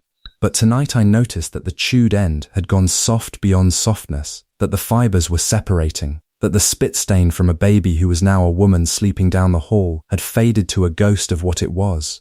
15 years, 5,470-some nights of this box on this carpet in this darkness. I had built the ritual to hold everything still, to keep the world from doing what it does to things that are left behind. And every single night I had been the world. My grief had hands, and those hands had been busy. I closed the lid the way I closed it every night. I pressed the corners the way I pressed them every night. I slid the box back under the bed, and my knees found the carpet the way they always did, and I stayed there, not praying, not crying, just waiting for the part of the night where I could pretend I was someone who had moved on. I breathed. The house ticked around me the way old houses do, settling into its own weight, adjusting to temperatures I couldn't feel. I counted to 60, then again, then a third time because 3 had become the number and I no longer remembered why. Down the hall, Grace's door opened. The box weighed almost nothing, maybe 2 pounds, and that felt like the cruelest arithmetic of a life that should have been. I'd kept it on the top shelf of the bedroom closet, behind a garment bag that held a suit I hadn't worn since the funeral. 26 years the box had lived there, and I could have found it blindfolded, the way your hand knows the exact shape of a doorknob in the dark. A shoebox. Nothing special about the outside. Stride right, size 7, Diane's size, and she'd covered it in that blue contact paper she used to line the kitchen shelves. The adhesive had yellowed at the corners, started to curl. Time does that, peels things open whether you want them open or not. I sat on the edge of the bed and set the box on my knees. The mattress creaked the way it always did. The same spring near the headboard that Diane used to say sounded like a small bird complaining. I could hear Grace downstairs, water running, a cabinet closing, normal sounds, safe sounds, the kind of sounds that made it possible to do this, because they reminded me the house still had life in it, even if everything in the box did not. I lifted the lid. The ultrasound photograph was on top. I'd placed it there, I think, because it was the thing I could bear most easily. A grainy image, clinical, almost abstract. It looked like weather radar, like a storm system forming over a dark ocean. But there, in the center, the curve of a skull no bigger than a walnut, a spine like a strand of pearls. The technician had pointed with a pen and said, "There's your girl, asterisk," and Diane had squeezed my hand so hard I'd felt the bones shift against each other. The corners of the photo had gone soft, not from age, from touch. I'd held it too many times in those first years, pinching it between thumb and forefinger the way you hold a playing card, studying the image as if it might update, as if the next time I looked the baby would be bigger, further along, almost here. The emulsion had worn thin where my fingerprints repeated themselves, small ghosts of contact. I turned the photo over. On the back, in Diane's handwriting, that slanted, almost hurried cursive she used for grocery lists and love notes alike, she'd written asterisk baby girl Moran, 20 weeks, already has her father's stubbornness, won't face the camera. I set the photograph on the bedspread beside me, face up, careful, the way you set down something that might still be breathing. Beneath it was the hospital bracelet, white plastic, the kind with the small metal clasp that pinches when they fasten it around your wrist. Diane's name was printed in block letters, Moran, Diane S., and below that a date, and below that a string of numbers that meant nothing to anyone anymore. I brought it close without deciding to, and there it was. Antiseptic, faint, almost imagined, the way a song you haven't heard in decades can still move through your hands if you pick up the right instrument. But it was there, 30 years sealed inside a shoebox, and the bracelet still carried her. I pressed the plastic band against my upper lip and breathed until I couldn't tell the difference between the chemical trace and the memory of standing beside her bed, holding a cup of ice chips, watching her sleep with her mouth slightly open the way she always denied she did. I set the bracelet beside the photograph, two relics, side by side on the blue bedspread, light as communion wafers. The shoes were next, pink cotton, no bigger than my thumb from heel to toe, with a thin ribbon stitched across each opening that was meant to tie into a bow. Diane had bought them at a craft fair in Dayton. I remembered that, or thought I did. She'd held them up across a folding table and laughed, and I'd said something about the baby not needing shoes for months, and she'd bought them anyway, tucking the little paper bag under her arm like a secret she intended to keep. They had never been worn. The soles were perfectly clean. I turned one over and ran my finger along the stitching, and the smallness of it did something to the geometry of the room, made the walls pull inward, made the ceiling lower itself toward me like a palm pressing down on a flame. I set them beside the bracelet, a row now, a congregation of weightless things. The envelope sat at the bottom of the box, alone, slightly bent at one corner. Diane's handwriting on the front, that looping, confident cursive she used for everything, grocery lists and love notes and the margins of library books she forgot to return. But the name on the envelope wasn't mine. Asterisk for our girl. I turned it over. The flap was unsealed, just tucked. I opened it the way you open a door when you already know the room behind it has changed. Inside was a single sheet of yellow legal paper, folded twice. Her handwriting filled most of the page, smaller than usual, as if she'd been trying to fit everything before she ran out of room. I read the first line and my vision blurred, and I had to set the letter on my knee and press the heels of my hands against my eyes until I could see again. Asterisk, dear baby girl. Here is what I know about your father that he will never tell you himself. She had numbered them the way I numbered steps in a repair manual, the way I organized parts on a workbench. She'd used my own language to build something I never could have built, and each line was a small, precise instruction, not for how to live, but for how to love a man who had already, even then, begun to go quiet. I read them all. Number 4 said that when I stopped talking at dinner, it didn't mean I was angry. It meant I was holding something so carefully inside my chest that I was afraid any word at all would crack the container. She told our daughter to just keep eating, keep talking about her day, keep being ordinary and loud and alive, because that was the medicine I would never ask for. Number 7 said I would fix things that weren't broken, that I'd tighten hinges and re-grout tile and reorganize the garage on the worst days, and that our daughter should sit nearby with a glass of lemonade and hand me tools when I asked, because my hands had to be doing something or the stillness would eat me from the inside out. Number 11, the last completed one, said that I would love her more than I could say, that the distance between what I felt and what I could speak aloud was the widest canyon she had ever seen in a person, and that our daughter should not mistake the silence for absence, that I was in there, that I was always in there. I set each object back in the box in the order I'd found it. The ultrasound first, face down, the the way you lay a photograph to rest. The bracelet coiled on top, its clasp still holding after 3 decades, more reliable than anything I had ever built. The pink shoes side by side, toes pointing forward, aimed toward a doorway they would never cross. Then I picked up the letter again. Diane had seen it, before Grace was even born, before the silence had calcified into something structural, something load-bearing, before it became the architecture of every room I walked through. Diane had already mapped it. She'd already known, and she hadn't tried to fix me or change me or pry me open. She had simply sat down with a pen and written a manual, a set of careful, numbered instructions for a girl who would never read them, explaining how to love a man who would spend the next 30 years proving every single line right. I turned to the last page. The handwriting changed there, looser, faster, as if she'd been writing against a clock she could already hear. The ink was a different shade of blue, which meant she'd come back to it, picked it up again on a separate day, tried to finish. The final line started in the middle of the page, and it did not end. Asterisk. And when your father won't say what's wrong, you put your hand on his chest, and you, asterisk. That was where her handwriting stopped. Mid-breath, mid-instruction, the pen had trailed a faint line off the edge of the word, like a road that simply ran out of earth. Grace was downstairs. She had been downstairs for 30 years. I had never once let her put her hand on my chest. The hallway had 17 photographs, and I'd hung every single one of them at 2 in the morning, the week after the funeral, when the blank spaces on the walls screamed louder than any sound I'd ever heard. I remember the drill bit slipping twice because my hands wouldn't stop shaking. I remember the smell of plaster dust mixing with the bourbon on my breath, and the way the hammer felt too heavy, as if the house itself was resisting what I was trying to do.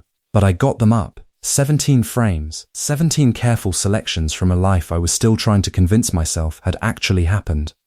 By the time the sun came through the kitchen window that morning, the hallway looked full, populated, like a man lived there who had a history worth displaying. What I hadn't counted on was Grace inheriting her mother's eye. She was 12 that summer, the summer she started asking questions I couldn't answer without bleeding. She'd been staying with me for 3 weeks, longest stretch since the custody arrangement, and I'd been quietly proud of how well it was going.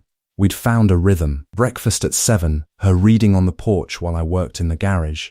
Dinner together where she'd tell me about books I'd never heard of, with a seriousness that made my chest ache. She had Diane's way of holding a thought behind her eyes, before releasing it, testing its weight privately before trusting anyone else with it. That Wednesday evening I was in the kitchen scrubbing the cast iron, when I heard her footsteps stop in the hallway. Not pause, stop. The difference matters. A pause is a person between destinations. A stop is a person who has arrived somewhere they didn't expect. I turned off the faucet. Dad, her voice carried that particular frequency children use when they've discovered something they suspect the adults already know about. Cautious, but with a blade of accusation buried underneath. Yeah, sweetheart. Can you come here for a second? I dried my hands on the dish towel, taking longer than I needed to. Something in the quality of her silence told me what she'd found, even before I rounded the corner and saw her standing midway down the hall, her face tilted up toward the wall the way you'd study a painting in a museum. She wasn't looking at what was there. She was looking at what wasn't. The photographs I'd chosen were deliberate. Me at the Fire Academy graduation. Me and the crew after the Ridgemont call. The department softball team, 2014. Me and Carol at her retirement dinner. A few of Grace as a baby, as a toddler, gap-toothed at 6. Every single one was true. Every single one was incomplete. Grace stood with her arms crossed, and the hallway light caught the side of her face in a way that turned her into her mother so completely I had to grip the doorframe. She didn't say anything for a long time. I'd learnt to fear Grace's silences the same way I'd learnt to fear the quiet moments on a call. The pause between the alarm and the smoke, when the building still looked fine and everything inside was already burning. She moved down the hallway slowly, passing each frame the way a detective passes evidence markers. I watched her stop at the third photograph from the end, me and Tommy Briggs, covered in soot, grinning like idiots outside the Waverley Street duplex. She didn't look at the picture. She looked at the wall beside it.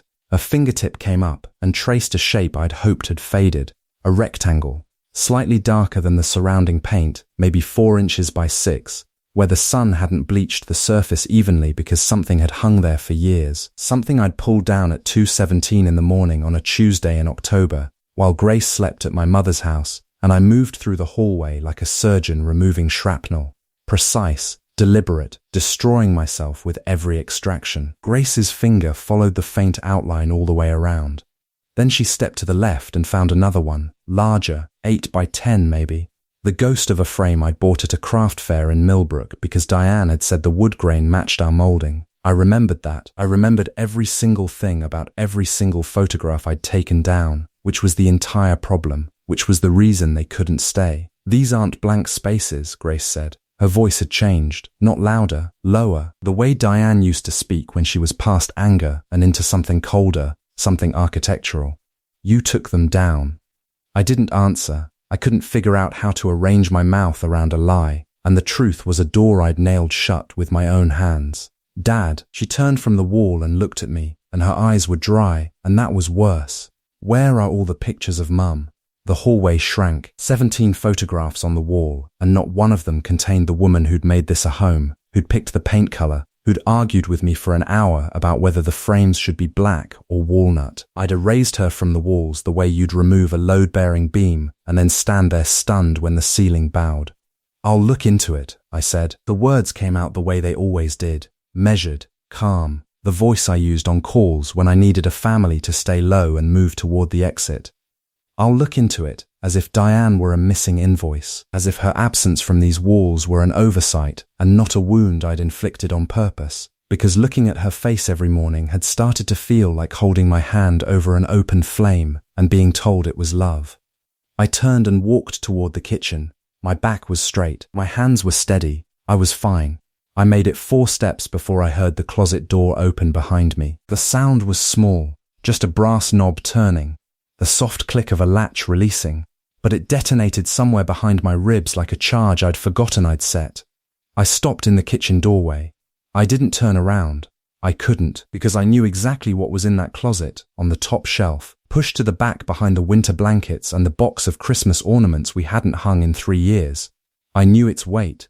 I knew the sound the packing tape made when I'd sealed it, the way the dispenser had screamed across the cardboard at 4 in the morning while Grace slept down the hall, trusting me the way children trust the architecture of their homes. Completely, without question, without checking the foundation for cracks. I heard Grace drag something across the shelf, the scrape of cardboard on wood, a small grunt of effort, the kind she used to make as a toddler reaching for things on countertaps, back when the world was just a series of surfaces slightly too high for her hands, and every day was an act of reaching. I should have walked in there. I should have taken it from her, explained that I'd meant to give it to her when she was older, when I could narrate the contents without my voice splitting down the middle like wet lumber. I should have sat on the hallway floor beside her and opened it together. The letters, the photographs, the jewelry Diane had sorted into small labeled bags during those last weeks when she'd still had the strength to hold a pen. I should have done 100 things. Instead, I stood in the kitchen doorway and pressed my forehead against the frame and listened to my daughter discover that I'd been lying to her. Not with words. I'd never lied with words. I'd lied with walls, with 17 carefully chosen photographs that told the story of a family where the mother had simply never existed, where the blank spaces were just blank spaces and not the silhouette of a woman I'd loved so completely that her death had rearranged the geometry of every room she'd ever stood in. The tape tore. I heard it, that long, slow rip, like a bandage being pulled from skin that had never properly healed underneath. Then silence, then Grace's voice, quiet and changed in a way I recognized because I'd heard it in my own throat the night the hospital called. Not angry, not hurt. Something worse, something that sounded like a person realizing the ground they'd been standing on had been hollow the entire time. Dad!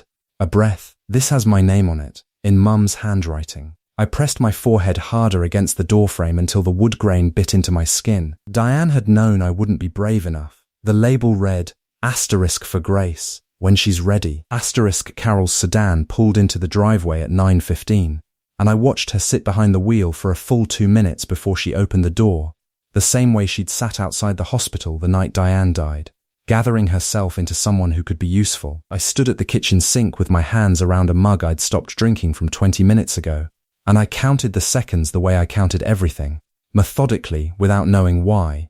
112 seconds. That was how long it took Diane's older sister to cross the distance between the woman she was in her car and the woman she needed to be on my porch. I understood the arithmetic of it. I performed a version of the same calculation every morning before Grace woke up. She came through the side door without knocking, the way she always did, arms full of paper grocery bags that she set on the counter with a deliberateness that made each bag sound like an apology. Whole wheat bread, the good butter Grace liked, the kind with the French label that Diane used to buy, a rotisserie chicken that Carol would shred by hand later because Grace once mentioned she liked the way her aunt pulled the meat apart better than the way it came sliced. "Bobby," she said, and kissed my cheek. Her lips were cold from the October air outside. "Carol," that was the full extent of our greeting. It had been for years, we'd never needed more, and somewhere along the way we'd lost the ability to offer it. Carol moved through the kitchen the way water moves through a familiar channel, opening the right cabinet on the first try, knowing which drawer stuck, pulling the cutting board from behind the cookie sheets where Diane had always kept it, where I still kept it. I had never moved a single thing in that kitchen. I told myself it was practicality. I knew it was something else. Grace appeared in the doorway, still wearing the oversized t-shirt she slept in, her hair unwashed, and something shifted in her face when she saw Carol that I tried not to notice. Relief, maybe, or anticipation. The two looked so similar on my daughter's features that I could never pass them, and I had stopped trying because the effort made my chest feel like someone had laid a stone on it. Aunt Carol. Grace's voice carried a brightness I hadn't heard aimed at me in weeks. "There she is." Carol opened her arms, and Grace walked into them the way she used to walk into Diane's, without hesitation, without the stiffness she carried when I hugged her, that faint rigidity I pretended was just teenage awkwardness.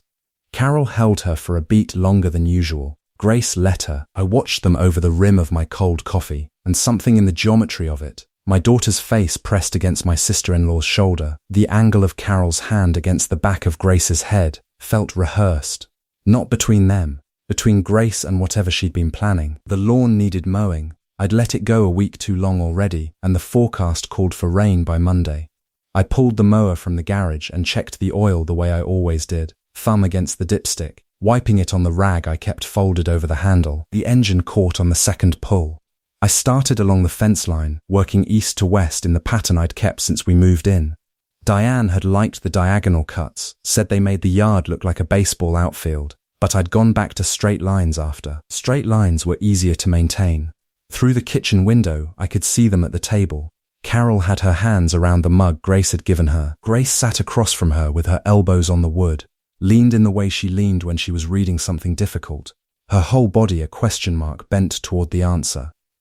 I turned at the property line and came back along the next row.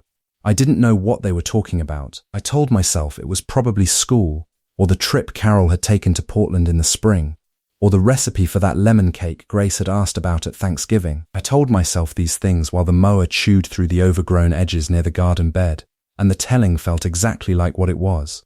A man narrating his own blindness in real time.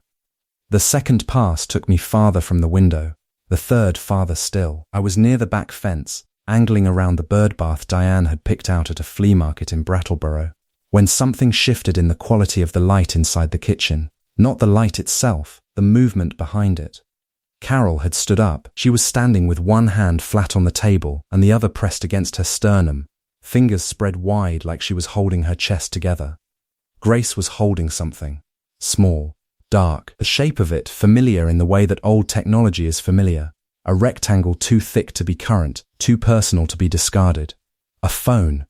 I knew it before I understood how I knew it. The black Nokia that had sat in the top drawer of Diane's nightstand, the one I'd moved to a shoebox, the one I'd carried to the attic when I couldn't stand the drawer being both full and empty. I hadn't turned it on. I hadn't been able to bring myself to hear the chime it would make, that three-note rising scale she'd never changed from the factory default. Grace had found it. Grace had charged it, and now Carol was lowering herself back into the chair the way people lower themselves when their knees have stopped being reliable, and Grace was sliding the phone across the table between them with both hands, the way you'd pass someone a document that changes the terms of everything. I cut the engine. The silence rushed in to fill the space the motor left, enormous and sudden, and in that silence I heard Carol's voice through the screen door. Not the words, just the pitch of it, broken open in a register I had never heard from her, not once, not even when we stood together in that hallway under the fluorescent lights, and the doctor said the word asterisk, aggressive asterisk, and the word asterisk, weeks asterisk in the same sentence. Whatever was on that phone, Carol hadn't known about it either. I stood on the porch with my hand on the screen door, and I did not open it.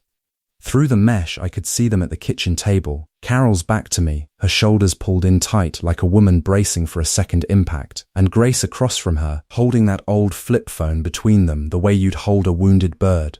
Careful, reverent, terrified of what it meant that it was still warm. Grace's eyes were red but steady. She had my jaw, Diane's coloring, and something else entirely that belonged only to her. A willingness to walk straight into the rooms I had spent 14 years locking shut. I should have gone inside. I should have sat down and asked what they'd found, and been the father, the brother-in-law, the man of the house, whatever useful shape the moment required. But my hand stayed on the handle and my feet stayed on the porch boards, and I listened, because the truth is that silence had become the only language I was fluent in. And I was afraid, not of what Diane had said on that voicemail, but of what it would cost me to hear it in front of the two people who still expected me to be whole.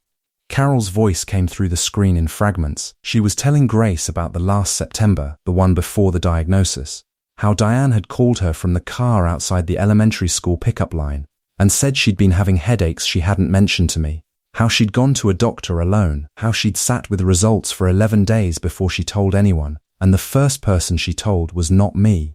It was Carol, and even Carol hadn't gotten the full truth, just the edge of it, the test results, the specialist's name, the appointment she was too scared to keep alone. 11 days. Diane had carried it for 11 days in our house, in our bed, across the breakfast table where she poured Grace's cereal and kissed the top of my head on her way to the coffee pot, and I had not noticed. I had not once looked at her and seen that she was drowning. I'd been too busy being calm, too busy being methodical, too busy being the kind of man who mistakes his own numbness for steadiness and calls it love. Grace said something I couldn't hear. Carol made a sound that wasn't a word. Then Grace slid the phone across the table with both hands, the way you'd pass someone a document that changes the terms of everything. And Carol pressed play. Diane's voice filled my kitchen, small and bright and terrified and alive. I heard my wife say my name. Carol's mouth opened, then closed, and through the screen I saw my daughter holding Carol's wrist across the table. And Carol was crying in a way I had never seen her cry, not even at the funeral, which meant Grace had found something I hadn't. Grace's knee hit the floorboard that always groaned, the one I'd been meaning to fix for 11 years, and I heard it from the kitchen like a small bone breaking. I set my coffee down. The mug made no sound against the counter because I placed it the way I placed everything. Carefully, deliberately, as if the objects in my house were sleeping and I'd been tasked with not waking them. That was the kind of man I'd become. 11 years of moving through rooms like an apology. She needed the birth certificate for her passport application. That's what she told me at breakfast, her voice so casual it almost covered the fact that she'd never once asked me where I kept important documents. Grace was 19 and preparing for a semester abroad, and she'd said it between bites of toast the way you mention weather. Asterisk dad. Do you know where my birth certificate is? Asterisk. And I'd told her to check the filing cabinet in my bedroom, top drawer, knowing the filing cabinet held tax returns and insurance paperwork and nothing that would trouble anyone. I'd said it without flinching, methodical, calm, the way I answered every question that brushed too close to the geography of that room.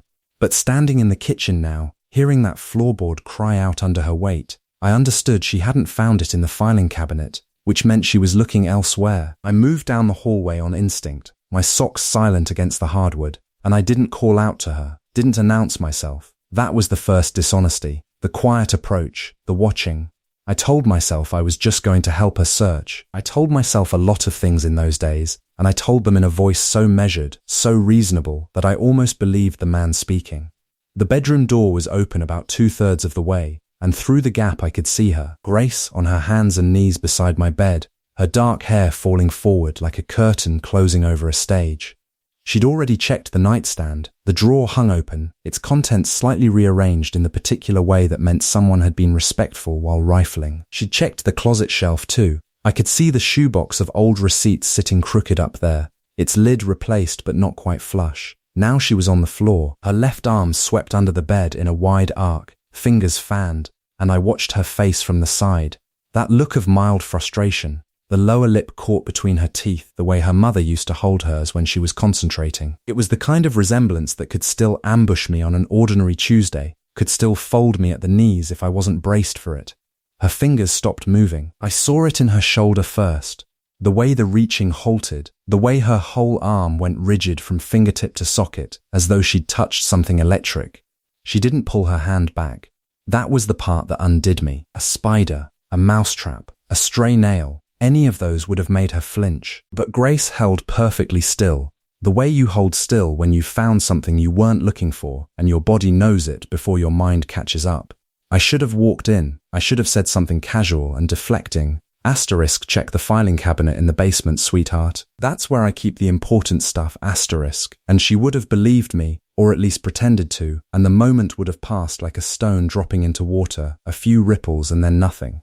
I had built 17 years of her life on moments like that. Small redirections, careful silences. The filing cabinet was where I kept her birth certificate, her social security card, the insurance paperwork, all the clean documents, all the ones that told the version of the story I'd chosen. But the box under the bed was not part of that version. Her fingers curled around the edge of it. I could tell by the way her forearm shifted, the tendons drawing taut beneath the skin.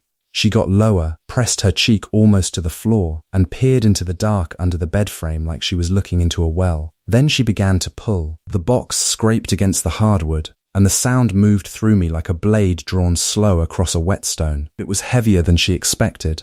I could see that in the adjustment of her grip, the way she braced her other hand flat on the floor and pulled with her whole body instead of just her arm. It came out halfway, just enough for the light from the window to catch the grain of the wood. The brass latch I hadn't opened in months but could still feel under my thumb if I closed my eyes. Grace sat back on her heels. She looked at the box the way you look at a door that's been locked your entire life and suddenly isn't. Her hand hovered over the latch. I counted the seconds in my own heartbeat. 1, 2, 3, 4. And somewhere around 5 I realized I wasn't breathing. My shoulder was pressed against the hallway wall and my socks were silent on the runner, and she had no idea I was 12 feet behind her, watching my entire careful architecture tremble on its foundation. She didn't open it. Her hand came down beside the latch, not on it, and rested there on the lid the way you rest a palm on someone's chest when you're checking if they're still alive. She stayed like that for a long time, long enough for the light to shift, long enough for me to understand that she wasn't deciding whether to open the box. She was deciding what it meant that I had never told her it was there. Then she lifted her hand from the lid, and the absence of her touch on that wood was louder than anything she could have said. I watched her fingers curl inward. Slow, deliberate, the way you pull back from a stove you know is hot but haven't touched yet. She gripped the edge of the box with both hands and I saw her arms register the weight of it. The way her shoulders adjusted, the small recalibration in her spine, and I knew she understood that whatever was inside was not a birth certificate. Birth certificates don't weigh like that. Birth certificates don't settle into the dust under a man's bed and leave an impression in the carpet deep enough to suggest years. She knew. I could see the knowing move through her body like a current, starting in her wrists and traveling up through her elbows and arriving in her jaw, which tightened once and then released. 11 years I'd spent building a silence I thought was shelter, and my daughter dismantled its logic in the time it took to feel the heft of a box she didn't open. I should have stepped forward. I should have walked into that room and knelt beside her and said the things that had calcified in my throat since the morning Diane's side of the bed went cold and never warmed again. I should have told her that the box held every letter her mother wrote during the months she knew she was dying, and I didn't. Every photograph Diane had annotated on the back in her careful schoolteacher print, so Grace would know the stories behind the faces. Every scrap of evidence that her mother had loved her with a ferocity that terrified me because I was never sure I could match it. I should have told her that I kept it under the bed because I couldn't bear to put it in the attic where forgotten things go, and I couldn't bear to put it on a shelf where I'd have to see it every morning and decide again, every morning, not to give it to her. I should have said any of that. Instead, I pressed my back harder against the wall and held my breath while my daughter pushed the box into the dark beneath my bed with both hands, gentle as someone lowering a casket, and I listened to the soft scrape of wood on carpet and the smaller, worse sound of her breathing through her nose, controlled, measured, the kind of breathing you do when you're keeping something larger than air from escaping your chest. She stood up, wiped the dust from her palms against her jeans, turned toward the door, and I stepped back into the kitchen on silent feet, gripping the counter, staring at the faucet's slow drip like it contained instructions for what to do next. When she appeared in the doorway, her face carried something I'd never seen on my daughter before. The specific, terrible patience of someone deciding when to ask a question they already know the answer to. The meatloaf came out at 6:12, same as every Thursday, and Grace had set the table with the good napkins, which should have warned me something was off. She'd folded them into little triangles, the way Diane used to before company came. Not the lazy rectangle tuck we'd both settled into after the funeral, the one that said asterisk, good enough. Just the two of us asterisk. These were deliberate, architectural, the kind of fold that takes time and intention, and my daughter had never once in her 16 years spent either of those currencies on table linen. I noticed, and I said nothing. That was always my first instinct. Notice, catalogue, file it in the back drawer of my mind where I kept things I didn't want to look at yet. The meatloaf steamed between us. I'd used the recipe Grace liked, the one with the brown sugar glaze that cracked along the top like dried clay. Comfort food. Ordinary food. I'd been leaning hard into ordinary lately, into the architecture of routine, because routine was the scaffolding that held up a house when the walls had started to bow. Grace sat across from me with her hair pulled back and her hands in her lap, and she watched me serve. That was the second thing. She always served herself, had insisted on it since she was 11, had made a whole declaration about independence and proportional autonomy that Diane and I had laughed about later in bed. But tonight she sat and let me put the meatloaf on her plate, let me spoon the green beans beside it, and her eyes tracked my hands the way you watch someone diffuse something. "Smells good," she said. "Too bright." The words landed on the table like coins tossed onto a counter, clean, deliberate, placed there to buy time. "Same recipe," I said. "I know." We ate, or I ate, and she rearranged. She pushed the green beans into a line, broke off a corner of meatloaf and set it near the edge of her plate like evidence she meant to get to later. The kitchen faucet dripped its idiot rhythm behind me. The refrigerator hummed, all the small domestic sounds that I'd trained myself to hear as music, as proof that the house was still a house and not a museum of the woman who'd left it. Grace took a sip of water, set the glass down with both hands. "Dad," she said, and there it was, a single syllable that arrived carrying weight I could feel in my sternum. Not the asterisk dad asterisk of asking permission or reporting a grade or requesting a later curfew. This was the asterisk dad asterisk that preceded geography, the kind that redrew borders. I looked up from my plate, my fork was halfway to my mouth, a piece of meatloaf skewered on the tines, and I held it there like a man frozen mid-gesture in a photograph. "I found a box under your bed today," she said. Her voice was so steady, so rehearsed, and I understood all at once that my daughter had been sitting with this sentence for hours, turning it over, polishing it smooth, deciding exactly when and how to lay it between us on the table like a thing with teeth. The meatloaf turned to chalk in my mouth. I set the fork down slowly, the way you set down something fragile, something that might shatter if your hand trembled even once. And my hand did tremble. I watched it happen from somewhere outside myself, the slight vibration in my fingers against the silverware, the faint clink of metal on ceramic that sounded in that kitchen like a gunshot. "What box?" I said. Not a question, a wall. Grace tilted her head. She had her mother's way of doing that, the left side dropping just slightly, the eyes narrowing not with suspicion, but with a kind of surgical patience. Diane used to look at me exactly that way when she knew I was constructing something between us, brick by careful brick, and she was deciding whether to wait for me to finish or to walk straight through it. "The one with the blue lid," Grace said. "Behind your winter boots, the one you taped shut." She said it the way someone describes a route they've driven 100 times. Left on Maple, right on 3rd. Taped shut, as though the tape were not a seal, as though the tape were not a lock I had turned with my own hands in a dark bedroom 14 years ago, pressing each strip down until my thumbs ached, until the cardboard held fast, until I could slide it behind the boots and the spare blankets and pretend it was just storage. Just clutter, just the ordinary debris of a life. "Grace," I started, and my voice came out wrong.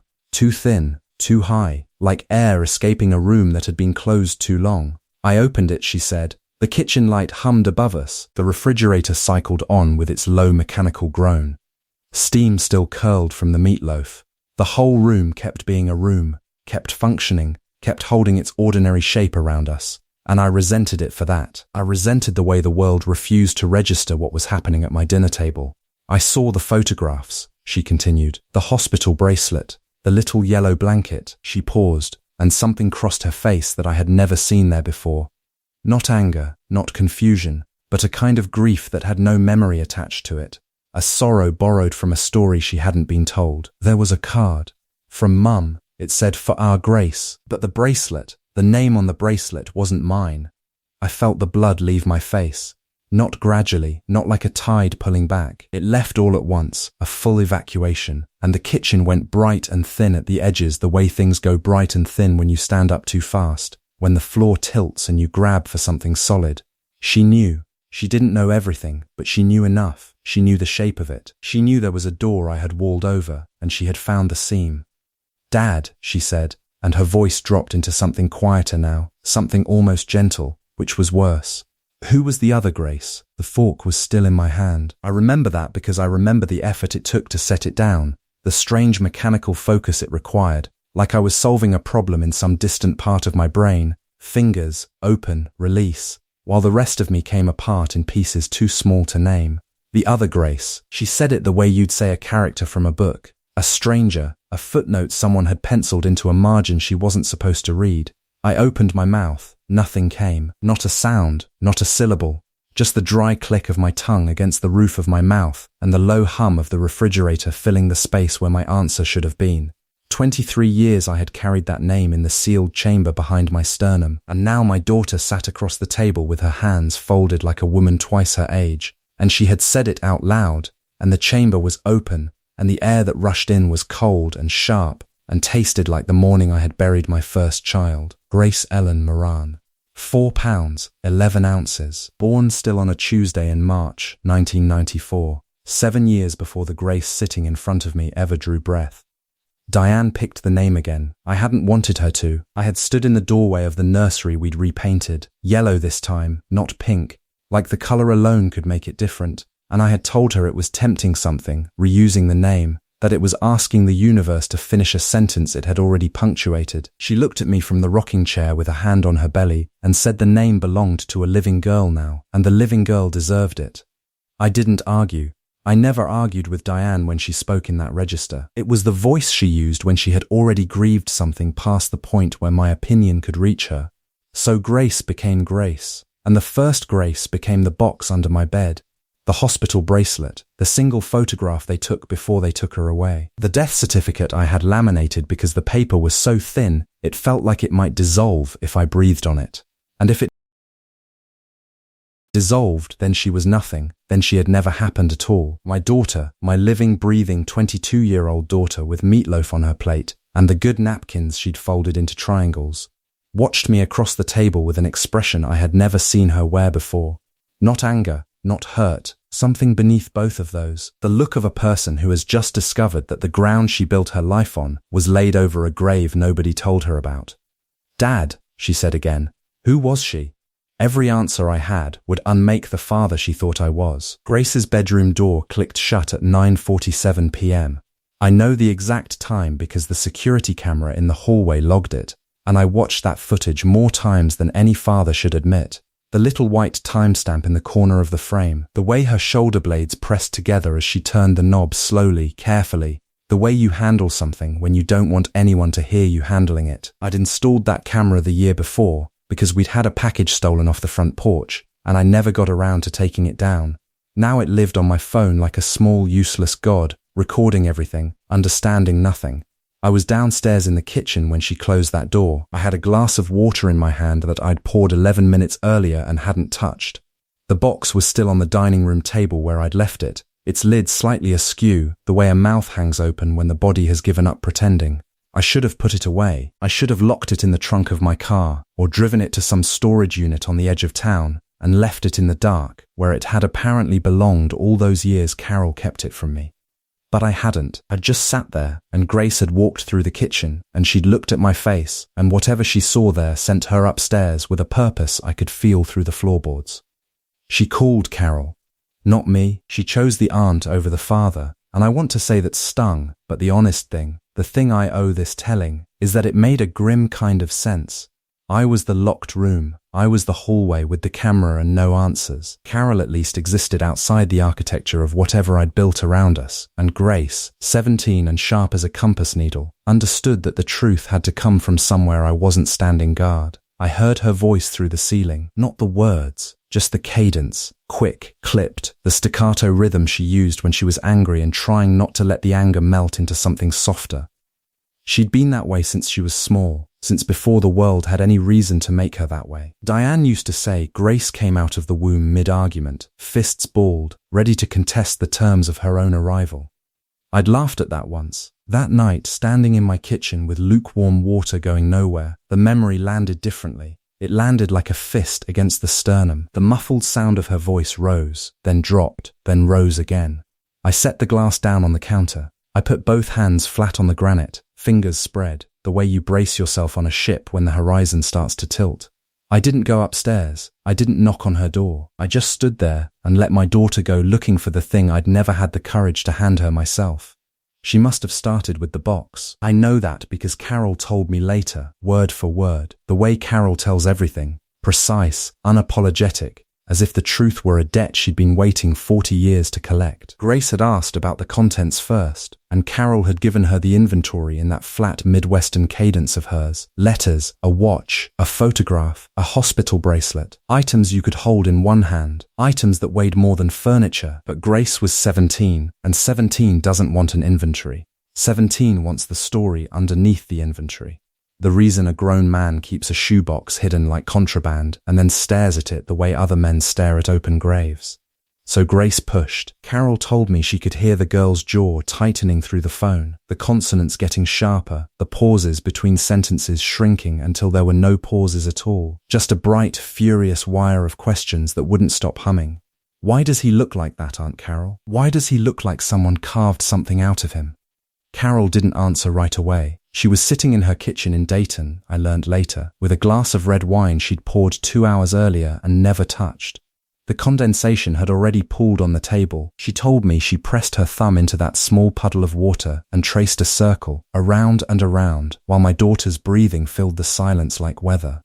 Then Carol asked the question, "Grace, honey, did your father ever tell you how your mother died?" I imagine Grace blinked. I imagine she shifted on her bed, pulled her knees up, tucked her heels against the backs of her thighs the way she always did when something made her feel smaller than she wanted to be. She would have answered quickly, because the answer was easy. The answer had always been easy. The answer was the one clean, finished sentence I had given her when she was 6 years old, and wouldn't stop asking why other kids had mothers who showed up at school. "A car accident," Grace said, "when I was 2, and Carol went quiet again. Not the quiet of someone gathering words, the quiet of someone standing at the edge of a very high place, looking down, calculating the cost of the jump. I know that quiet. I've lived inside it for over 15 years. It's the quiet that happens when the truth is sitting right there on your tongue like a coal, and you know that the moment you open your mouth, it will burn the person you love most in the world. And it will also, finally, mercifully, stop burning you. I heard Grace's voice spike through the floor. One sharp syllable. What? Just that. Just the single word, fired upward like a flare, and I gripped the edge of the counter so hard my knuckles went the color of bone. Carol had started talking. I stood at the bottom of the stairs with my hand on the banister, and I did not go up. That is the detail I need you to understand. I heard my daughter's world cracking open above me like ice on a pond, and I stayed exactly where I was, because I had spent 15 years building the surface she was standing on. And I knew, the way you know your own heartbeat, the way you know the sound of your own name, that if I walked into that room, Grace would look at me and she would see every lie I had ever told her stitched across my face like sutures. So I listened. Her voice came through the ceiling in fragments, not full sentences, just the architecture of disbelief. No.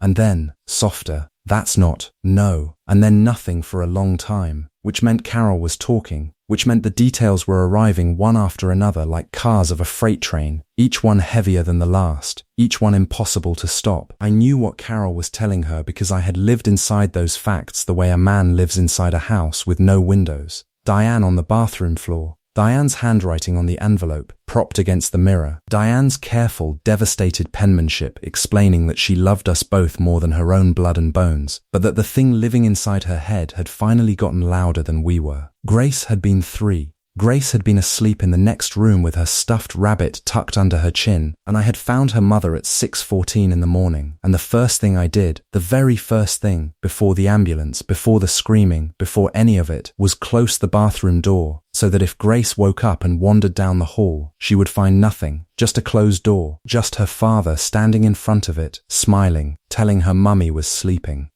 I had been standing in front of that door ever since. Above me, Grace made a sound I had never heard from her before. Not a sob, not a scream. Something lower than both, something that came from the basement of the chest where language doesn't reach. It was the sound of a person discovering that the ground they'd walked on their entire life was not ground at all. It was a story told by someone who loved them too much to let them see what was underneath. I heard her say Carol's name once more. Quiet now. All the anger burned out of her, replaced by something worse. Need, raw, gutted, little girl need, and she asked the question I had been dreading for 15 years. Did she leave a note? Carol's voice dropped to something barely above breath, and she said 5 words that landed like a surgeon's knife. Your mother chose to leave. Then the line went so quiet that Grace pulled the phone from her ear to check if the call had dropped. But the timer was still counting, second after second after second. Carol was just waiting on the other end for the world to stop falling. Carol's voice on the phone carried the particular steadiness of someone who had rehearsed a sentence for 17 years. It was March 7th, 3 in the morning, and your wife asked me to count her contractions while you parked the car. I held the receiver against my ear and closed my eyes. I didn't ask why she was calling at 11 on a Tuesday. I didn't ask how she'd gotten my new number. Carol Novak had been Diane's labor nurse, and in all the years since, she had never once reached out to me, and so I understood that whatever was coming next had taken her 17 years to say, and I owed her the quiet to say it. She told me she remembered the color of Diane's socks, lavender with a small hole near the left ankle. She remembered that Diane had laughed about it in triage, said she'd meant to throw them out weeks ago, but they were the only pair that didn't squeeze her swollen feet. Carol said she wrote it down that night in a separate notebook she kept. Not the hospital charts, not the official record, but a private accounting of the things that mattered and that no form had a field for. Lavender socks, a woman laughing about laundry while her body prepared to do the most dangerous thing it would ever do. I sat at the kitchen table in the dark and listened. The furnace ticked behind the walls the way it always did in March. That metallic complaint against the last stubborn weeks of winter, and I pressed my thumb into a groove in the wood where Grace had once dragged a steak knife when she was 4. I pressed hard enough to feel the grain bite back. Carol said she'd noticed the first sign before any of the monitors caught it.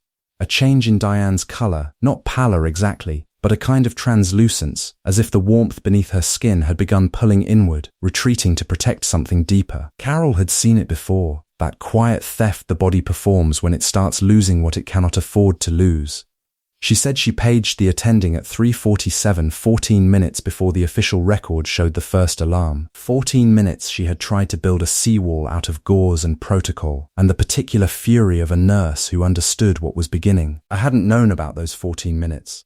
In my version of that night, the one I had carried and catalogued and arranged into a sequence I could survive, the crisis began when I walked back into the room and saw 3 people where there had been 1. In my version, the disaster was sudden, a thing that arrived without prologue. Carol was telling me now that it had not been sudden at all, that it had announced itself with the courtesy of a slow wound, and that she had fought it in the gap between what she saw and what the machines confirmed. She paused then. I heard her take a breath that caught on something halfway up. Bobby, she said, Diane was awake for longer than they told you. I pressed the phone harder against my ear, as if distance were the problem, as if Carol were not speaking clearly enough. She was speaking too clearly. Every syllable landed with the surgical precision of someone who had carried these words in her mouth like stones, wearing them smooth against her teeth for 17 years, waiting for the night she would finally spit them out. The bleed started before you came back, Carol said. She felt it. She knew what it was. She'd read about it. You know, Diane, she'd read everything, every pamphlet, every warning they print on the back of the intake forms that nobody reads. She read them all. I did know that. I had watched her highlight passages in a pregnancy book with 3 different colors of ink, yellow for normal, orange for unlikely, red for the things she wanted to ask the doctor about on Tuesday. She never made it to Tuesday. She grabbed my hand, Carol continued, and she told me to listen, not the nurses. Me, she said. Carol, if something goes wrong, her name is Grace, not Diane, not after me. Grace, because that's the word for something you receive that you did not earn. The kitchen counter pressed its edge into my hip and I let it, because the small pain organized me, gave me a wall to lean against inside my own body. I told her nothing was going wrong, Carol said. I told her she was being dramatic. I told her to save her energy for pushing, and she looked at me with that face she made when she knew you were lying to her. You remember that face, Bobby, the one where her left eyebrow went up about a quarter inch and she didn't blink, and she said, I'm not being dramatic, I'm being organized. There's a difference. A sound came out of me that was not quite a laugh and not quite anything else. It was the sound of recognizing someone you love inside a sentence spoken by someone else's mouth. Diane had said that to me 100 times. I'm not being dramatic, I'm being organized. She said it when she labeled the spice rack. She said it when she filed our taxes in January. She said it when she packed her hospital bag 6 weeks early with the socks sorted by thickness. Then she told me one more thing, Carol said, and I need you to hear this the way she said it, not the way I'm going to say it, because I don't have her voice and I never will. The kitchen was so quiet I could hear the filament buzzing inside the bulb above the stove. I could hear the ice shifting in the freezer. I could hear, beneath all of it, the sound of 17 years of careful architecture. Every fact I had catalogued, every sequence I had arranged, beginning to crack along a seam I had not known existed. She said, tell Bobby I wasn't scared. Tell him it felt like putting down something heavy. I did not speak. I held the phone against my ear, and I let the sentence do what it was going to do. The way you let a blade finish its cut, because pulling it out halfway only makes the wound worse. Tell him it felt like putting down something heavy. Diane had carried Grace for 38 weeks. She had carried the grocery bags I always tried to take from her. She had carried my silences, my overtime shifts, my particular inability to say the true thing when the true thing mattered. And in the last conscious minute of her life, she had described dying as relief. Not from the pain, not from the hemorrhage, but from the weight of all the things she had held for both of us. I sat down on the kitchen floor, not because my legs failed, because the floor was the lowest place I could reach, and I needed to stop falling somewhere. Carol kept talking. She told me what the textbooks would never carry, that the monitors did not scream when Diane coded. They chimed, a single civil tone, like a doorbell, and then the line went flat and the room filled with a silence so total she could hear the fluorescent light ticking above the surgical lamp. She told me the attending called time of death at 3:17 and that his voice cracked on the word *17*, the way a branch cracks when it has held too much snow for too long. She told me the team moved with a choreography she still did not understand. How one nurse continued working on the baby while another drew the sheet. How the living and the dead occupied the same steel table for 11 seconds before someone brought a separate bassinet, and then she told me about the 40 seconds. She said the nurse, a woman whose name Carol had never learned and had spent 17 years trying to find, carried Grace across the room and placed her against my chest. Carol said I did not look at the baby. She said I was staring at the sheet. She said the nurse said *, hold her *, and I still did not look down. Not until Grace made a sound that was not quite a cry, more like a question, the first syllable of a word no one had taught her yet. Carol said my hands changed then. She said I stopped gripping the bassinet rail, and I opened my palms, and I took my daughter the way you take communion, carefully, because you believe something sacred is actually happening, and you are not sure you deserve to be the one it is happening to. Grace's fingers found my thumb. They closed around it with a pressure I recognized the way you recognize a melody before you remember its name. It was Diane's grip, the one she used during turbulence, during arguments, during the last ultrasound when the doctor said * everything looks perfect *, and she had squeezed my hand hard enough to leave a mark. My wife had not left the room. Grace's shadow fell across my kitchen table before her voice did, and I knew by the way she held the doorframe, knuckles pale, shoulder braced like she expected the house itself to push back, that the years of careful silence had run out of road. I'd been sitting with a glass of water I hadn't touched, just water, not even ice in it. The kind of evening where you sit down at 6 and look up and it's nearly 9 and the glass is still full, and the light has gone from gold to nothing, and you haven't moved because moving would mean deciding what comes next. I'd been doing a lot of that, sitting with full glasses in darkening rooms, waiting for something I couldn't name, and now it stood in my doorway wearing her mother's jawline and an expression I'd never taught her. Grace, I said. Not a greeting.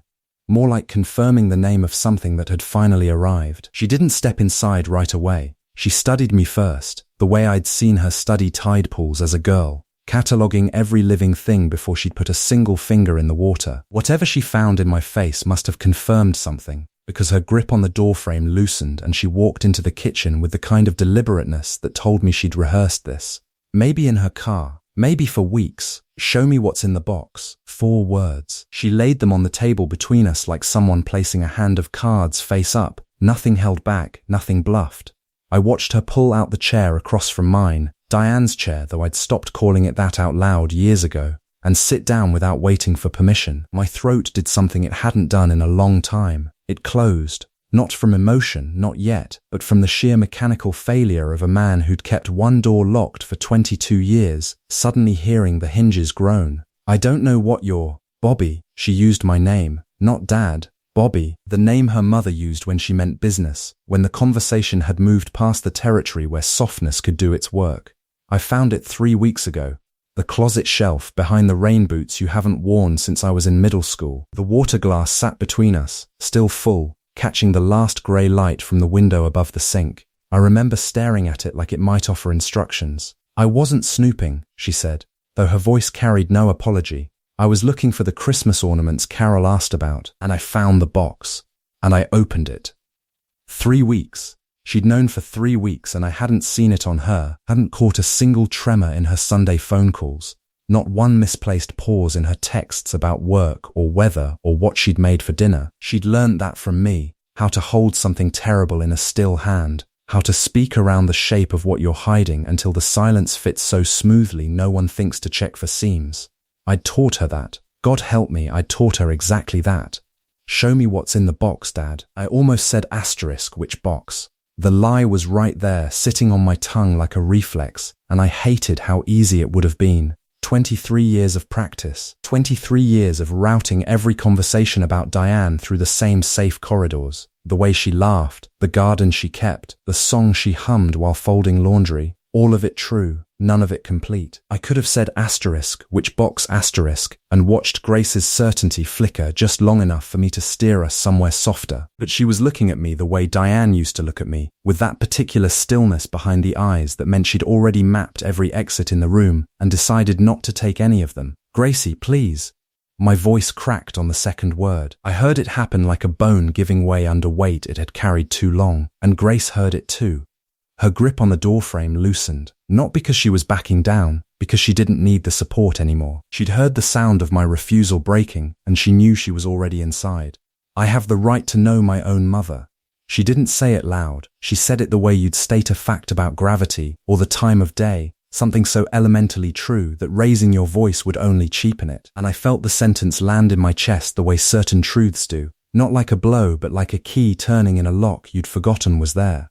I went to the hall closet, top shelf, behind the winter coats that still smelled faintly of cedar because Diane had lined that shelf with cedar blocks in the fall of 1999, and I had never removed them. The box was a shoebox, nothing remarkable, grey cardboard with the lid held down by a single rubber band that had gone brittle and pale. Grace followed me but kept 2 steps back, and I understood. She was giving me the distance to do this with what was left of my dignity. I set the box on the kitchen table. The rubber band snapped when I pulled it, and the small dry sound of it was louder than it had any right to be. "I didn't keep things from you to be cruel," I said. "I know that. Your mother." She was complicated in ways I didn't have language for back then, in ways I'm not sure I have language for now. "Dad." Grace pulled out the chair across from me and sat. "I didn't come here for your summary. I found the letter, the one addressed to Eleanor." She paused, and her jaw tightened in a way that told me she'd rehearsed this next part in her car. Probably more than once. "Who is Eleanor?" The name hung in the kitchen like smoke from a candle just blown out. I looked down at the open box, at Diane's handwriting, that familiar leftward slant, the ink she always preferred, dark blue, never black, spelling out a name our daughter had never been told. "Eleanor," I said, "was the daughter your mother had before me, before any of us." Grace didn't move. She didn't blink. She sat there absorbing it the way a lake absorbs a stone. The surface barely trembled, but I knew the displacement was happening somewhere deep, somewhere I couldn't reach. "Before you," she repeated, not a question, a measurement. She was calculating the distance between what she'd believed her whole life and where she stood now, and I watched the math break her face open one muscle at a time. "Your mother was 17. I heard my own voice, and it sounded like someone reading off a chart in a hospital. Clinical, methodical, that old trick I'd learned. Pack the grief into procedure, stack it neat so it can't spill. She never held her. The family made the arrangements before the delivery. She told me about it the night she told me she was pregnant with you. And she made me promise, made me swear on everything I had, that it would stay between us. You kept a dead woman's secret from her living daughter. She said it flat, no accusation, just the fact laid on the table like a bone. I kept a promise, I said, and my voice cracked for the first time. Not at the edges, down the center, like a plate dropped on tile. Gracie, please. Please what? Still flat, still measured. Please don't make me the villain of her story. She had reasons. They weren't good ones, but they were hers, and show me the rest. I looked at her, at Diane's jaw, at Diane's hands, folded the same way Diane folded them when she was holding herself in place, through sheer architecture. I reached into the box, beneath the letter to Eleanor, beneath the photographs and the insurance papers and the dried sprig of something that had lost its scent 15 years ago. My fingers found the second envelope. I set it on the table between us. Grace's name in Diane's dark blue ink, dated October 11th, 3 days before the end, and written across the seal in Diane's handwriting, asterisk, for her 18th birthday, not before. Grace's stared at it. Then she looked up at me, and the flatness was gone, and what replaced it was worse. It was her at 7 years old, standing in the hospital hallway, asking me why Mummy's room smelled like that. She wrote that one for your 18th birthday, I said. I never, and my voice simply stopped, because we were both looking at the same thing now. The envelope's seal, the careful tear along its edge, the way it had been opened, read, and resealed with a strip of tape that didn't match anything in my house. Grace hadn't opened it. I hadn't opened it. Bobby, Grace whispered, and she never called me Bobby. Someone else had read her mother's last words first.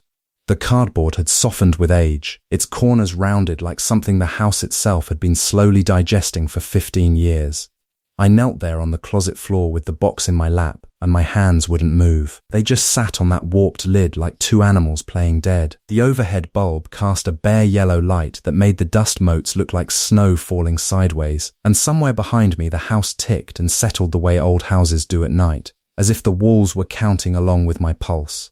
I'd put this box up on that shelf in the spring of 2009. I remembered the exact afternoon, a Tuesday, the sky white and featureless, Grace asleep in her crib down the hall. I'd sealed it with packing tape and written nothing on the outside, no label, no name, as if leaving it unmarked might make it less real, might let it become just another box of old tax returns or Christmas ornaments that nobody needed anymore. I'd lifted it above my head and slid it behind a stack of blankets, and then I had not touched it again. Not once. 15 years of reaching past it for winter coats, for suitcases, for the sleeping bags Grace used at camp. 15 years of knowing exactly where it was the way you always know exactly where a wasp is in a room, even with your back turned. My fingers found the edge of the tape. It came away easily. Too easily. The adhesive long since surrendered to time. The sound it made was a dry whisper, like skin peeling from a sunburn, and my stomach folded in on itself. I told myself I could stop. I could press the lid back down, slide the box onto the shelf, go downstairs and pour 2 fingers of the Jameson I kept above the refrigerator. I could do what I had always done, what I had perfected into a kind of discipline, a religion of avoidance so practiced that most days I almost mistook it for peace. But Carol's voice was still in my ear, and Grace's face at the dinner table, that expression she wore when she thought I wasn't looking, the one that asked a question she'd stopped believing I would ever answer. I removed the lid. The smell hit me first. Not decay, nothing so dramatic, just the particular staleness of sealed air, of things left too long in the dark. Beneath it, faint as a rumor, something floral. Diane's perfume. Not the ghost of it, not the memory, the actual molecules trapped in that box for a decade and a half, released now into the closet air where they had no business being. Where they landed on me like hands, my throat locked. I set the lid on the carpet beside my knee and looked down into the box, and the contents looked back at me with the patience of things that have been waiting a very long time to be seen.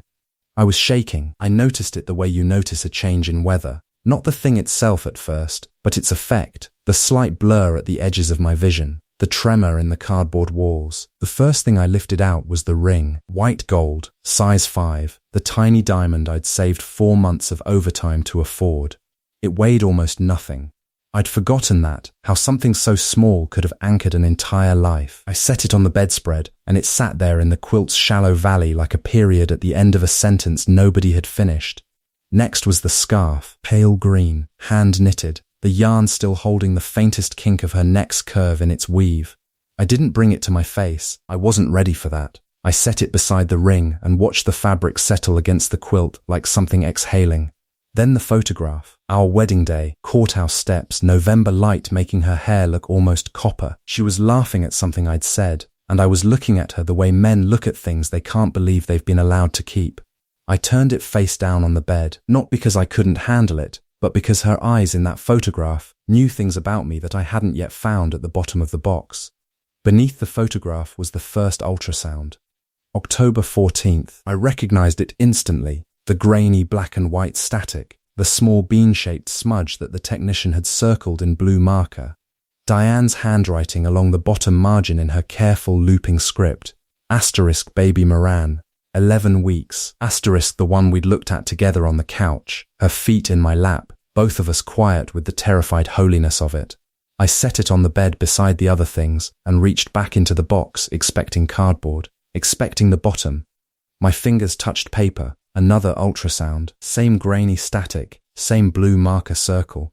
But the date was different. October 28th, 2 weeks later, 6 days before the accident, and there were 2 circles this time, not one, each one annotated in handwriting I would have known blindfolded. In the dark, at the end of the world. Asterisk surprise for Bobby, it's twins.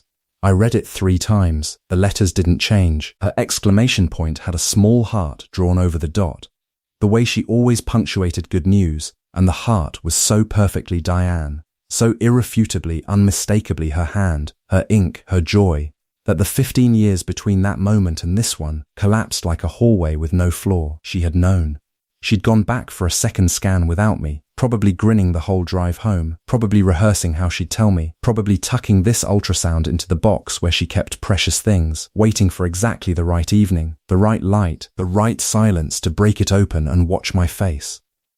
And then she was gone, and the box closed, and the secret sat in the dark beside our wedding ring and grew so patient it stopped being a secret at all and became instead a small, permanent scar on the universe that nobody alive knew was there. I held one ultrasound in each hand, 2 grainy ovals of static, each one no larger than a playing card, and in each one a comma of light curled against the dark like a match flame caught mid-flicker. I brought them closer to my face the way you'd bring a letter you couldn't believe, tilting the paper as though a different angle might rearrange the words into something survivable.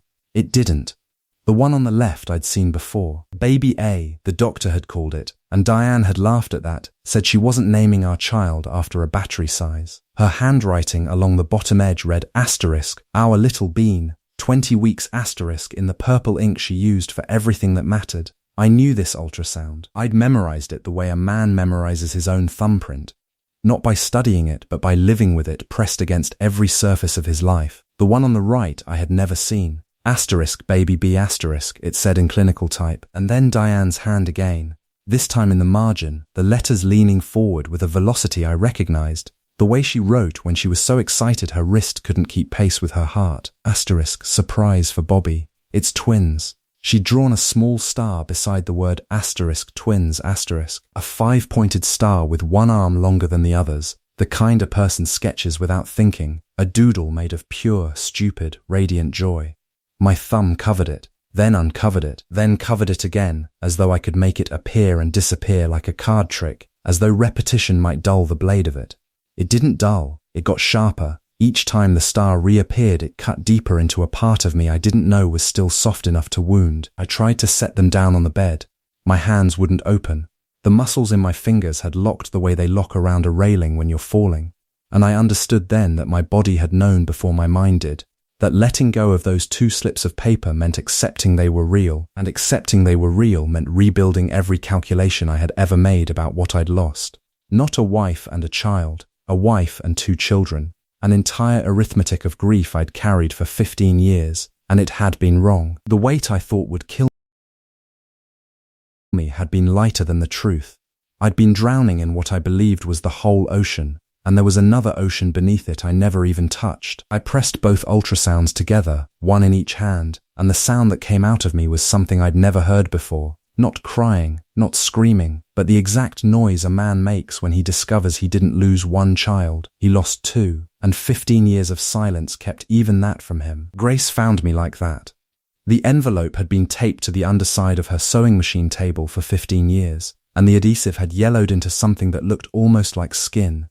Grace found it. Of course she did. I'd moved that table twice. Once from the house on Birch to the apartment, and again from the apartment to the duplex, and both times I'd lifted it by the legs, flipped it like a man who understood furniture but had stopped understanding anything underneath surfaces. Grace was 16 and looking for a bobbin. She'd taken up sewing the way she took up everything her mother had left behind, quietly, without asking permission, as if she could stitch her way backward through time. She brought it to me in the kitchen on a Tuesday evening. I remember the evening because I'd just finished drying the last plate, and the towel was still in my hands when she held out the envelope. Her face had that particular stillness she wore when she was working hard not to feel something before she understood what the feeling was. She got that from me. God help her, she got that from me. The handwriting on the front stopped my breathing in a way I hadn't experienced since the hospital. It was Diane's, not her quick grocery list scrawl or her neat check-signing print, but the careful, deliberate cursive she used for things that mattered. Birthday cards. The inscription inside my copy of * East of Eden *. The vows she'd written herself and read from a folded piece of notebook paper while her hands shook and her father pretended he wasn't crying in the second pew. * for Grace, when you're old enough.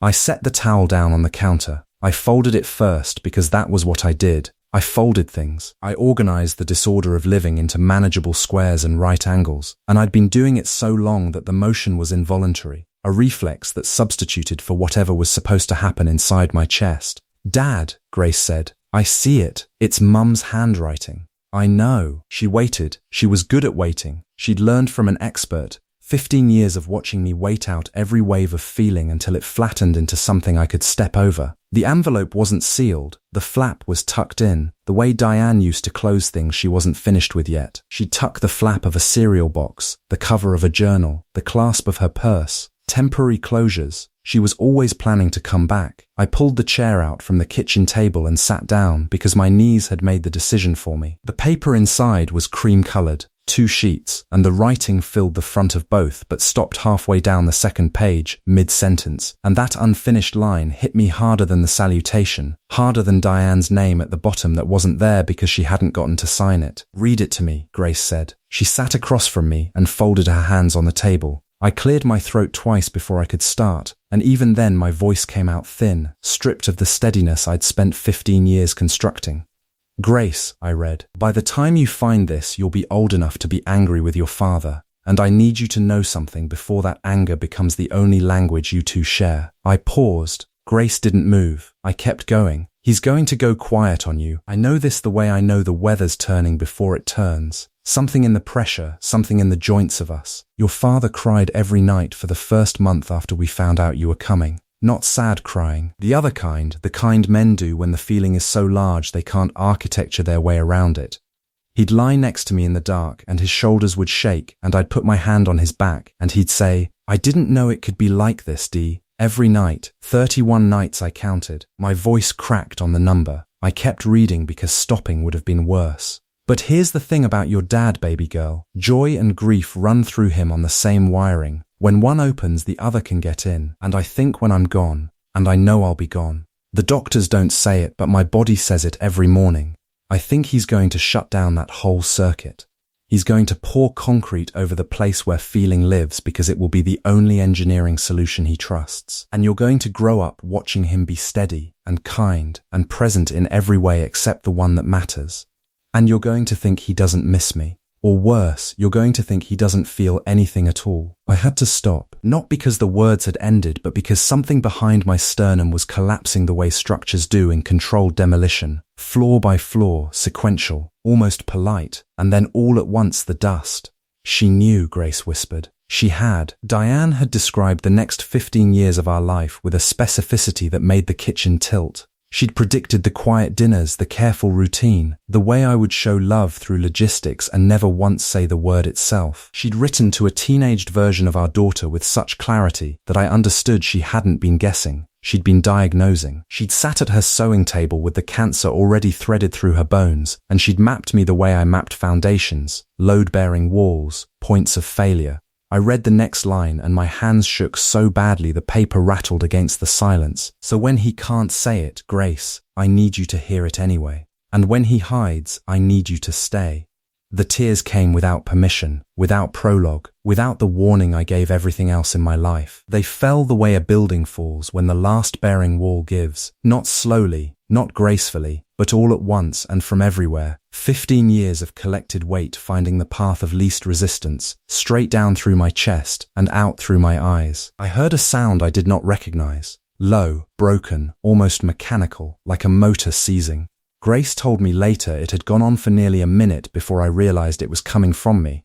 I kept reading, I don't know why, maybe because Diane had asked me to, in her way, by writing the words down in the first place. Maybe because stopping meant the letter would end and I was not ready for another piece of her to be finished. Your father will have kept my ring, I read, and my voice cracked down the middle of the sentence like a green branch. He'll have it in the top drawer of his nightstand, probably wrapped in something soft, probably next to a flashlight that doesn't work because he never throws anything away. Don't let him tell you that's just sentiment. That's fear, baby. That's a man who thinks if he holds still enough, nothing else will leave. I had to stop. I pressed the heel of my hand against my mouth, the way you press a wound, but the sound leaked through anyway. Ugly, wet, nothing like the dignified grief I'd imagined I was performing all these years. The ring was in the top drawer, wrapped in a handkerchief, next to a dead maglite I'd kept meaning to replace since 2011. She had known me like weather, like a house she'd lived inside. Grace didn't speak. She didn't shush me or rub my back or tell me it was going to be okay. She just sat there on the floor of the sewing room, with her knees pulled up and her eyes holding mine, and she waited. The way her mother told her to. The way her mother knew she'd need to. I read the last paragraph. Diane's handwriting changed there, shakier, the pen pressed harder, as if she'd been losing grip or gaining conviction. I won't finish this letter, Grace, not because I've run out of things to say, but because I want you to know that some things stay open. Some doors don't close, especially the ones worth walking through. The sentence after that was just the beginning of a word, a single downstroke, the ink trailing off where her hand had stopped, or where the pain had started, or where she'd simply decided that was enough. I let the paper drop. It drifted the way a leaf drifts, without urgency, without the slightest understanding of its own weight. Grace caught my hand before the letter hit the floor, and she held it the way her mother used to, both of hers wrapped around my one. And I understood that Diane hadn't been writing to our daughter at all. She'd been writing to me through the only person she knew I'd never be able to hide from.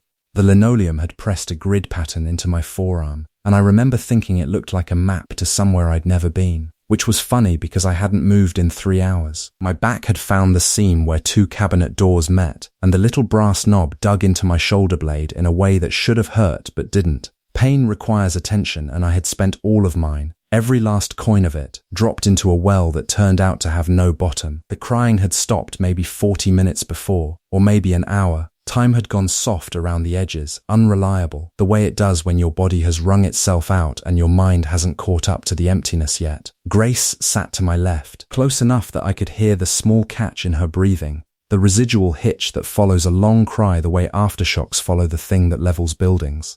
She'd pulled her knees up at some point and wrapped her arms around them, and her socks, one grey, one navy, because Grace had never in her life matched a pair of socks on purpose, pressed flat against the floor where the dishwasher had leaked last spring and left a faint warping in the linoleum.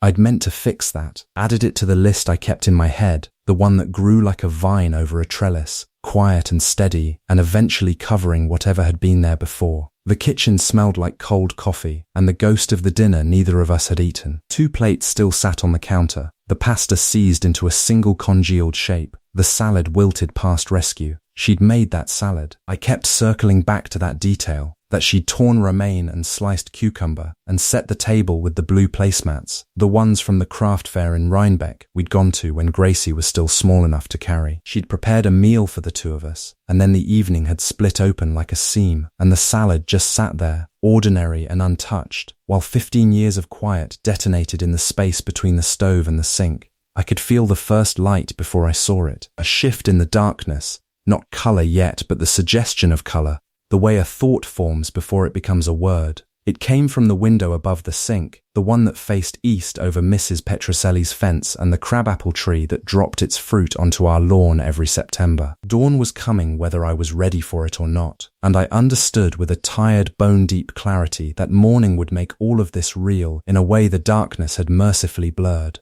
Grace's coat hung over the chair by the door. I could see it in the new grey light. The olive-green parka she'd had for years, its pockets always full of receipts and forgotten tissues, and the small debris of a life lived in motion. Something pale caught the light near the left pocket, the corner of something. I noticed it the way you notice a shape in peripheral vision.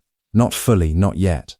Then Grace moved beside me, and I forgot the coat entirely. She moved, but barely, a shift of weight that brought her shoulder against mine, and the contact sent something through me that I wasn't prepared for. Not warmth, exactly, more like the sudden awareness of cold, the recognition that I'd been freezing for so long I'd stopped registering it, and now here was this point of heat against my arm, and my body didn't know what to do with it.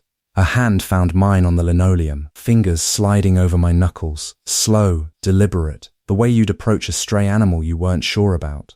I flinched.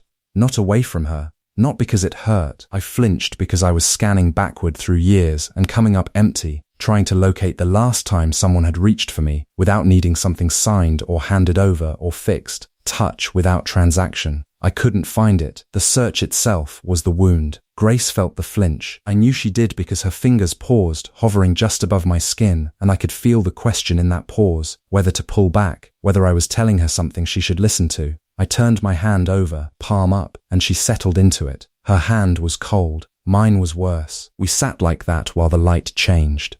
The grey softened. Somewhere outside a bird started up, one of those tentative pre-dawn songs that sounds more like a question than a statement. I almost didn't come back tonight, Grace said. Her voice was scraped thin, the way mine had been hours earlier when the talking finally cracked through. She wasn't looking at me. She was looking at the cabinet across from us, at the handle that had always been slightly crooked, that I'd been meaning to tighten for a decade. I sat in the car for 40 minutes, in the driveway, engine off. I didn't say anything. I understood, with the instinct of someone who had spent 15 years choosing silence, that this was not my moment to speak. I wrote you a letter, she paused. No, that's not right. I wrote a letter to the idea of you, the version I was ready to let go of. Her thumb moved across my palm in a small absent circle. I said goodbye to the man who wouldn't let me in. I grieved him, Bobby, properly, past tense. I wrote him a eulogy and sealed it in an envelope, and I was going to leave it on the kitchen counter and drive to Carol's and sleep on her couch and figure out what came after. The bird outside went quiet, as if it too was waiting. It's in my coat, she said. By the door, something shifted in my chest, not breaking, because the breaking had already happened hours ago. This was the sound of rubble settling, the quiet after collapse. And then I heard you through the door, she whispered, and I didn't recognize the sound because you've never made it before, not once in all our years.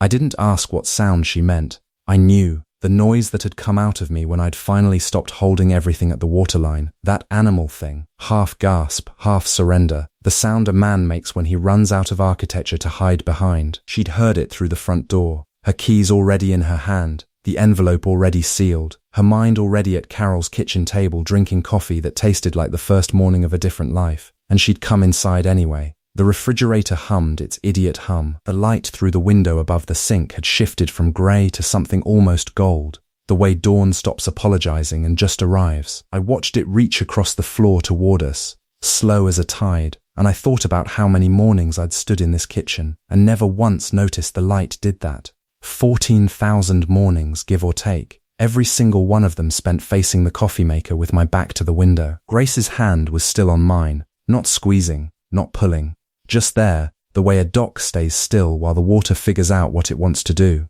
I'm tired, I said, and I meant it in a way the word had never carried before. Tired the way foundations get tired. Tired the way a man gets when he realizes the silence he thought was holding him up was actually holding him under. I know, she said. I don't know how to do this part. I know that too. The gold crept closer. It reached my sock, the one with the hole at the toe that I kept meaning to throw away and never did, because throwing things away meant admitting they were finished, and I was not a man who admitted things were finished. I was a man who wore broken socks and called it practicality. Grace leaned her head against the cabinet. I could feel the warmth of her shoulder against mine, and something about that single degree of heat made my throat close again. Not with grief this time, with something I didn't have a word for yet, something that lived in the narrow space between what was over and what hadn't started. The letter, I said. She was quiet for a long time. I wrote the version of you I was ready to lose, she finally said. I wrote him a whole life, everything he never said. Everything I stopped waiting to hear. She paused. I gave him a good eulogy, Bobby. He deserved that much. The light reached the kitchen table. It caught the chair by the door where her coat hung, with one sleeve dragging the floor, and I could see it, the white corner of the envelope, barely visible, tucked in the pocket like a secret that hadn't decided what it was yet. Grace followed my eyes. She didn't move. Whether you read it, she whispered, depends on which Bobby is sitting beside me. I didn't know either. Linda's assisted living room smelled like the lavender sachets she'd tucked into every drawer since my father died. Her one rebellion against the institutional bleach that wanted to erase every personal thing. Grace had driven. She always drove when we visited my mother because she understood something I never admitted out loud. That the 40-minute stretch of highway between our house and Meadowbrook Gardens was long enough for me to talk myself out of going. Not because I didn't love my mother, because I loved her in the way that exhausted me, the way that required me to perform a version of myself she could survive. The dutiful son, the one who was doing fine. The room was small but ruthlessly organized. My mother had always been a woman who believed disorder was a moral failing. Even here, at 81, with hands that trembled when she poured her own coffee, she kept her books alphabetized on the narrow shelf and her photographs arranged in chronological order along the windowsill. My father's navy portrait, their wedding, me at 6, gap-toothed, holding a trout I'd caught at Lake Wentworth, me and Diane on the courthouse steps the day we got married, her hair blowing sideways in that October wind, both of us laughing at something I could no longer remember. I noticed she'd moved that photograph closer to the lamp. It was the first thing you'd see walking in. You look thin, she said, the way she always said it, which was her way of saying she was worried without having to name the worry. She was sitting in the recliner my brother had shipped from a catalogue, a blanket across her lap even though the room was warm. Her eyes went to Grace first, then to me, and something in them shifted, a kind of settling, the way sediment drops in still water. We brought those cookies from Hartley's, Grace said, setting the box on the side table. The lemon ones you like. You're good to me. My mother touched Grace's wrist. Then she looked at me again with that same expression, and I felt something tighten low in my chest, a premonition I couldn't name. She had a way of holding a thought behind her face, letting it gather weight before she released it. I'd seen her do it 1,000 times, before she told me my father was sick, before she told me she was selling the house, before every piece of difficult news she'd ever delivered. There was a stillness that came first, a kind of preparation, as if she were bracing not herself but the air between us. Sit down, Bobby, she said. I sat on the edge of the love seat. Grace settled beside me, and I felt her hand find my knee, not squeezing, just resting there, a tether. My mother folded her hands in her lap. She looked at the photograph of me and Diane, then back at me, and I watched her mouth open and close once before she spoke. There's something I need to tell you both. She didn't start with the confession. She started with the memory, the way she always did, approaching the difficult thing sideways, circling it the way a bird circles before it lands. It was the summer of '09, she said. You were at that conference in Milwaukee, the plumbing one. You'd asked me to water your plants, bring in the mail. I had your spare key.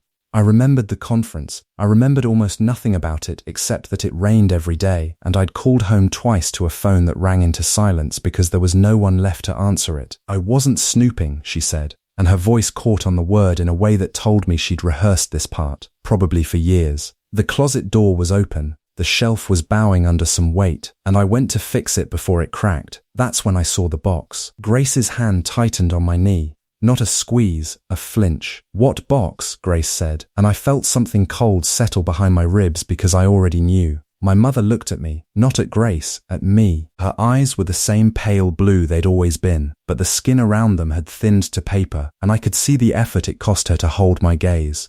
"The shoebox," she said. "Diane's things." The room shrank. The lavender thickened in my throat until it tasted like medicine. "You opened it," I said. It wasn't a question. She nodded once, and her chin trembled in a way I had only ever seen twice. Once at my father's funeral, and once in the hospital corridor, when the doctor told us Diane's scans had come back wrong. "I read every card," she whispered. "Every note she wrote you. The birthday ones, the anniversary ones, the one she wrote on the back of a grocery list that said she loved the way you hummed while you cooked." She paused.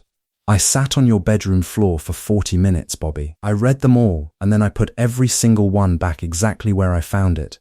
I matched the creases. I made sure the rubber band went around the same way. I couldn't speak. My mouth was dry, and the air in that small room felt like it had been replaced with something heavier, something you had to work to breathe." "Why didn't you say anything?" Grace asked, and her voice was gentle, but I could hear the fracture underneath, the realization that this silence had more architects than she'd known. My mother's hands unfolded in her lap, then folded again, as if she couldn't find a shape that held the weight of what she was carrying. "Because I recognized it," she said. "I recognized what that box was. It was the only place he let himself feel anything, and I was terrified that if I touched it, if I even mentioned it, he'd seal that up too, and then there'd be nowhere left for the grief to go." She looked at me, and her eyes were bright and wet and ancient. "I knew about the box. I should have said something years ago." The room went quiet in a way that felt physical, like the air had thickened into something I had to push through just to breathe. Grace's hand found my knee, and I was grateful for the anchor because the rest of me had gone somewhere untethered. Somewhere high and tilting. I wanted to tell my mother it was fine. I wanted to give her the absolution she was asking for with those folded, unfolded, refolded hands. But my mouth wouldn't form the easy words because my brain was still catching up to what she'd actually said. Not just that she knew, but the way she'd said asterisk recognized asterisk, as if the box were a language she already spoke. "Mum," I managed. "It's okay. I wasn't ready." And I meant it. I meant it the way you mean something that surprises you by being true. All those years I'd kept that box hidden like contraband, like evidence of some crime I couldn't name, and my mother had held the same secret from the other side of the wall, both of us standing guard over a grief neither of us would claim out loud. She hadn't failed me by staying quiet. She'd been doing exactly what I'd been doing, protecting someone she loved from a pain she didn't believe she had permission to touch. "You were being my mother," I said. "You were doing what you thought would keep me whole." She shook her head, slow, deliberate. "I was being a coward. There's a difference, Bobby, and I've had 12 years in this room to learn it." Her hand reached for the side table, where a glass of water sat next to a small framed photo of my father. She wasn't reaching for either of those things. She was steadying herself. "There's something else," she said. Grace's fingers tightened on my knee. "After I found it, after I read every card, every receipt, every little scrap she'd saved, I went home and I sat at my kitchen table and I wrote you a letter." Her voice had dropped to something barely above a whisper, the volume of a confession made to God rather than to a room. "I wrote down everything I should have said to you the day of her funeral, everything I saw you swallowing, everything I was too afraid to name because your father had taught me that naming a thing made it real, and I couldn't bear to make it more real for you than it already was." She paused, her chin trembled once, then steadied. "I sealed it. I drove to your house while you were at work, and I put it inside the box, Bobby, underneath everything else, right at the bottom." The floor tilted. I thought of every time I'd opened that box, sifting through Diane's handwriting, her theater stubs, her grocery lists that still smelled faintly of the vanilla she wore. I'd memorized every item. I'd catalogued them like artifacts. I knew that box the way I knew my own pulse. There was something in it I had never opened. The gas gauge needle sat on a quarter tank, and I remember thinking that was more than enough fuel to drive to the place I'd been avoiding for 11 years. Grace sat in the passenger seat with her hands folded in her lap the way her mother used to sit, thumbs crossed left over right, and I had to look away from that. I had to watch the road. The morning had come up grey and close, one of those October skies that pressed down on the hills like a palm flattening dough. And the maples along Route 9 were turning the colour of things that know they're dying. I drove 5 under the speed limit. I was aware of that. I was aware that I had always been a man who drove the limit exactly, and that this morning my foot had gone soft on the pedal without my permission, and I did not correct it. We talked about it over coffee, if you could call it talking. Grace had set her mug down and said, "I want to go see Mum today," and I'd said, "Okay," and that was the entire negotiation. 11 years of avoidance undone by a single okay that left my mouth before the rest of me could intervene. She hadn't asked why I never went. She hadn't asked why the cemetery plot I'd paid $1,200 for might as well have been on the moon for how often I visited. She just said she wanted to go, and I said okay. And now we were driving, and the quarter tank felt like a countdown. The truck smelled like old vinyl, and the ghost of motor oil. I'd had the bench seat re-upholstered once, years back, and the new leather had eventually cracked in the same places the old leather had, as if the truck remembered the shape of the damage. I thought about that longer than I should have. I thought about how things remember the shape of the damage even after you try to cover it. Grace turned the radio on, then turned it off again. Static and silence. Both felt honest. "You haven't been out here at all?" she asked, and her voice was careful the way you're careful with a door you think might be locked. "No," I said, "not since the burial." She didn't respond to that, which was its own kind of response. I could feel the question she wasn't asking, the real one, the one with teeth, hovering in the cab between us like a wasp trapped against glass. She let it hover. That was Grace. She had her mother's hands and her mother's patience, and neither of those things belonged to me. And I had spent years being quietly grateful and quietly gutted by the resemblance. The Oak Hill sign appeared at the crest of a small rise, green metal with white letters, one corner rusted through so the O had a wound in it. I signaled the turn. There was no one behind me. There was no one on the road at all. I signaled anyway, because I have always been a man who follows the rules, even the ones that serve no one. The gravel lot held 2 cars, neither one I recognized. I pulled into a spot near the iron gate and cut the engine and sat there with my hands still on the wheel, listening to the tick of cooling metal. Grace unbuckled her seatbelt, but didn't open her door. She was waiting for me. She had been waiting for me for a long time. I understood that now, and the understanding sat in my chest like a stone I'd swallowed whole.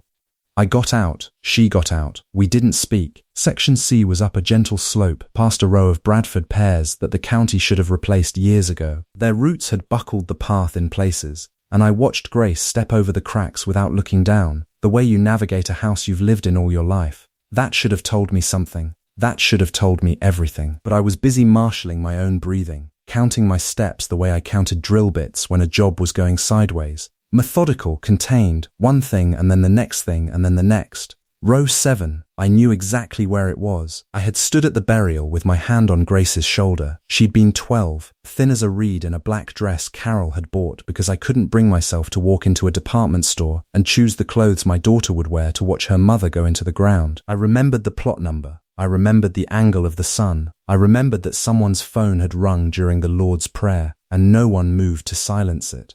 But Grace reached the headstone before I did. She walked straight to it, the way you walk to a kitchen table, without hesitation, without searching. She knelt on the grass beside the granite, and her fingers went to the top of the stone, and she touched something there. A penny, small, green with weather, pressed flat against the polished surface. I stopped walking. She turned it over in her fingers. Then she set it back precisely where it had been, the way you return a borrowed thing to its exact place, so the owner won't know you touched it. "There's always a penny," she said. Not to me, not really to anyone, just a fact she was releasing into the November air like breath she'd been holding. I stared at that coin. Pennies on headstones meant something, I knew that. A penny meant you visited. It meant you stood here and you remembered and you left proof that the dead were not alone in being dead. Someone had been coming to this grave. Someone had been standing where I could not make myself stand, doing what I could not make myself do, and they had been doing it long enough for copper to turn green. My mouth opened and nothing came out. Grace was still kneeling, and her hand had moved to the base of the stone, where I hadn't yet looked. Yellow chrysanthemums.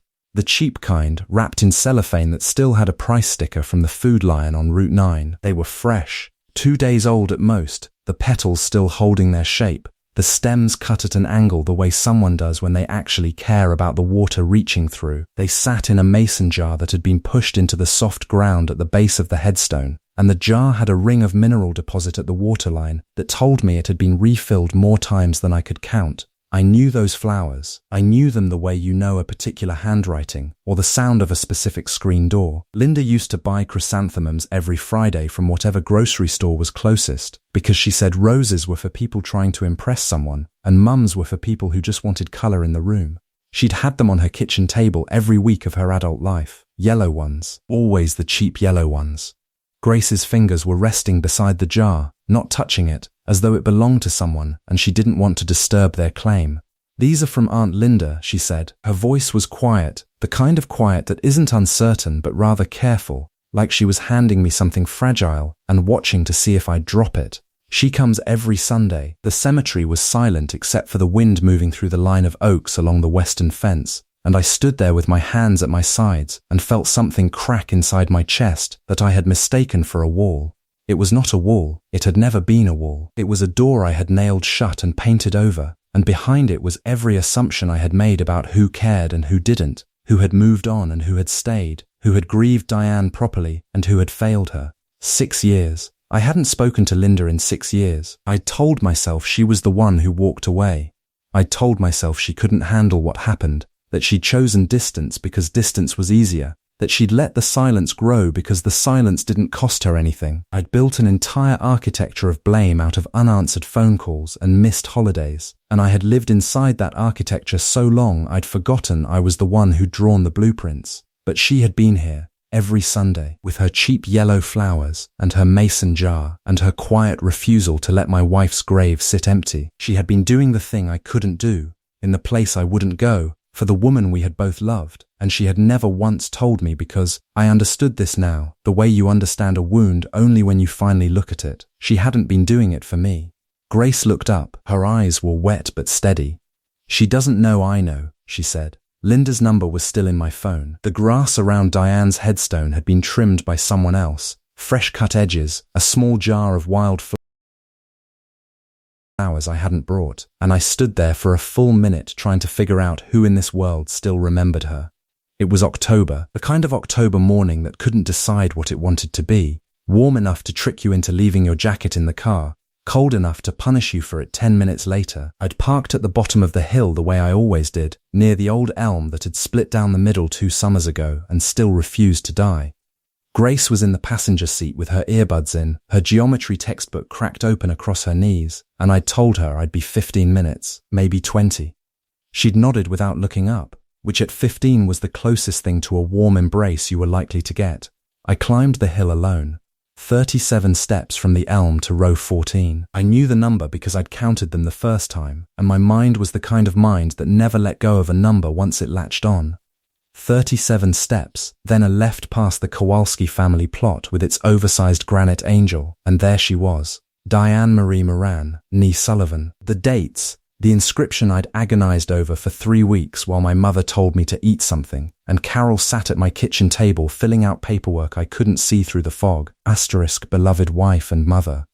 I'd wanted something better, something that captured the way she laughed at her own jokes before she finished telling them, or the way she'd press her cold feet against my calves at 3 in the morning just to hear me yelp. But grief made me stupid and conventional, and by the time I could think clearly again, the stone had been cut and paid for, and there was nothing to do but live with the inadequacy of 4 words. The wild flowers in the jar were purple and white.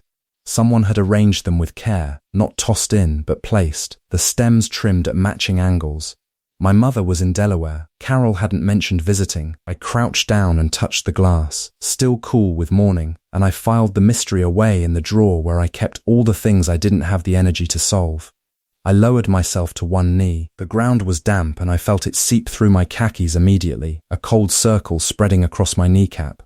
And I didn't care. I never cared. Not here. This was the one place in my life where discomfort felt appropriate, where the small suffering of wet knees and aching joints was a kind of currency I could offer because I had nothing else. I pressed my palm flat against the top of the headstone the way I used to rest my hand on the crown of her head while she read on the couch. Hey Dee, the words came the way they always did. Slow, ordinary, stripped of performance.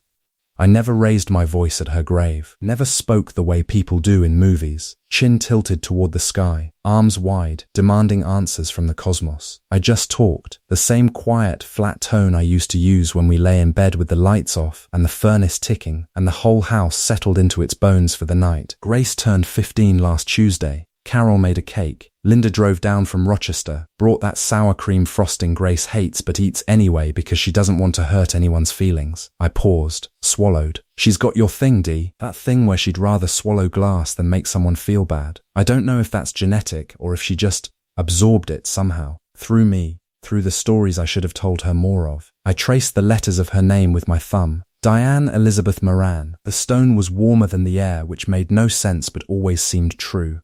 She's 15 now, and she's got your eyes. I mean, she's always had your eyes, you know that, but now they're your asterisk eyes. The way they were when I met you. That specific brown that looked like it had light behind it, like stained glass from the back. She turns her head a certain way, and I lose about 3 seconds. Just gone, just standing in some doorway trying to remember what year it is. My voice cracked on the last word, a fracture so small most people wouldn't have caught it. But I caught it. I always caught it here. The exact syllable where the composure started to separate from the grief underneath. The way ice separates from the surface of a pond, still touching, still covering everything, but no longer attached. I wish you could see her, Dee. I wish you could see the way she holds a pencil, right at the very end, just like you.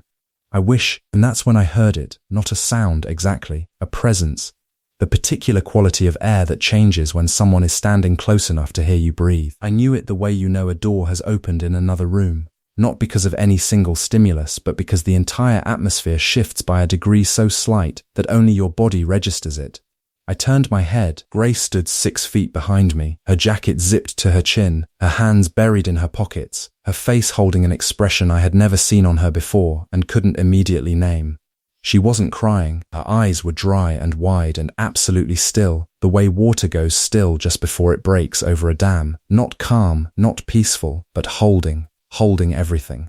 She had heard all of it, every word I had only ever said to stone. I opened my mouth to explain, to apologize, to fold it all back into the quiet drawer where I kept every feeling that might inconvenience her childhood.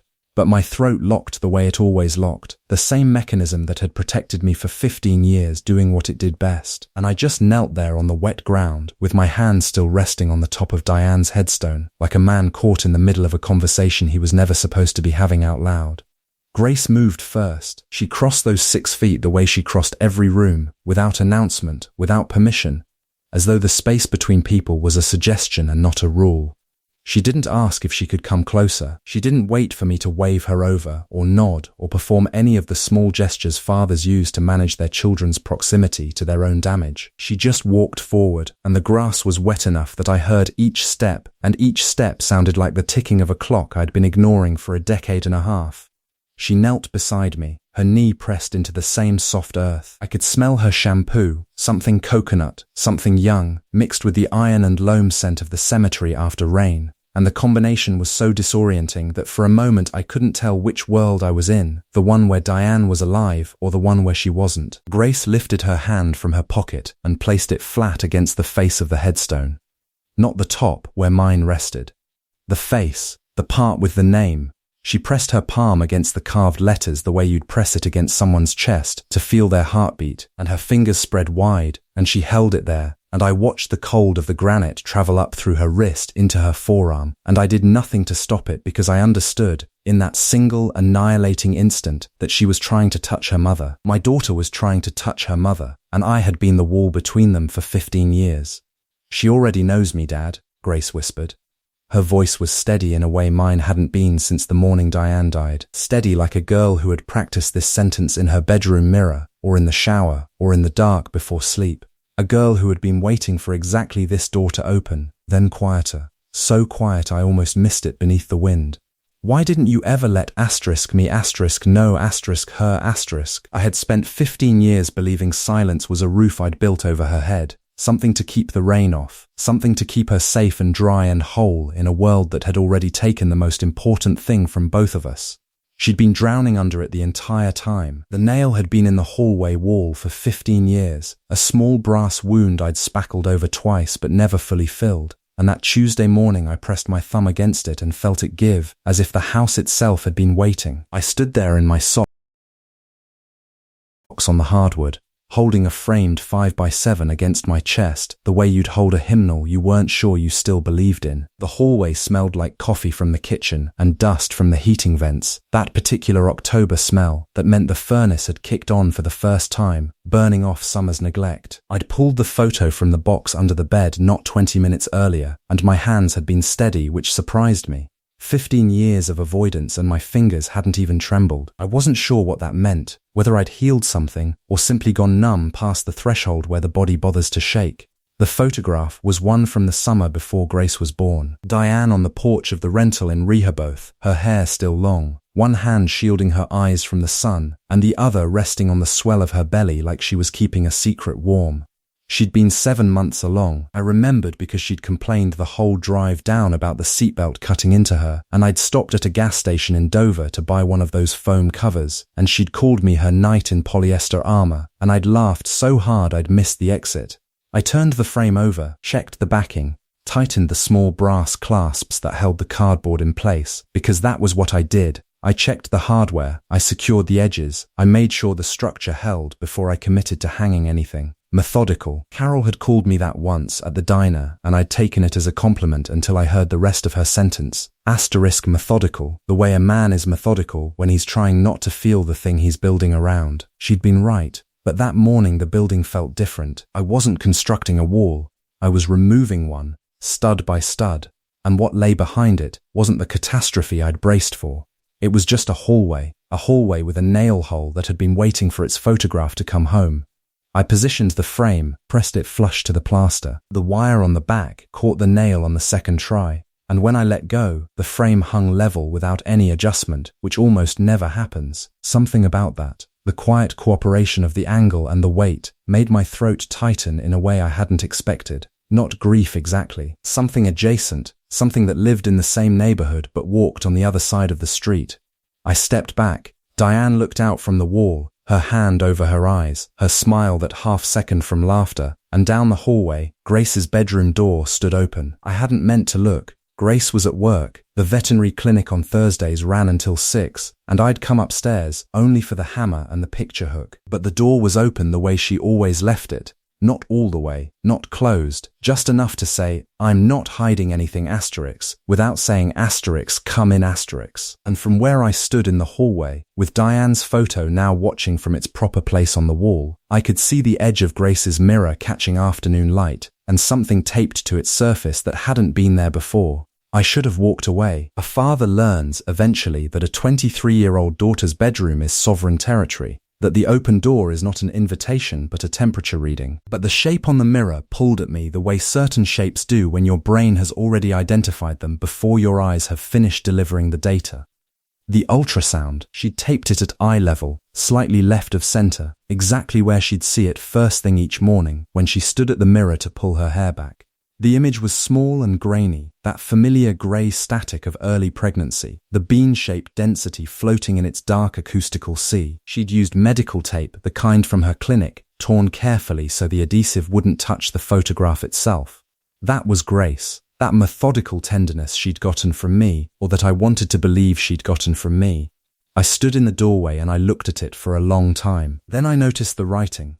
She'd penciled something on the back. I could see the graphite impression bleeding faintly through the thin paper, reversed in the mirror's reflection. I didn't cross the threshold. I tilted my head and read the letters backward. The way you learn to read an ambulance, one character at a time, assembling meaning from its mirror image. Asterisk. Your grandmother's eyes. The floor shifted under me, or seemed to. Not vertically, horizontally, the way the world slides when a fact you thought you understood reveals a hidden room behind it. Grace knew Diane's eye color. I had never told her. I was certain of that with the same mechanical certainty I brought to measurements and load calculations. I had never once described Diane's eyes to my daughter, because describing them would have required me to remember them clearly, and remembering them clearly would have cost me something I could not afford to spend. I had kept Diane's face behind spackle for 15 years.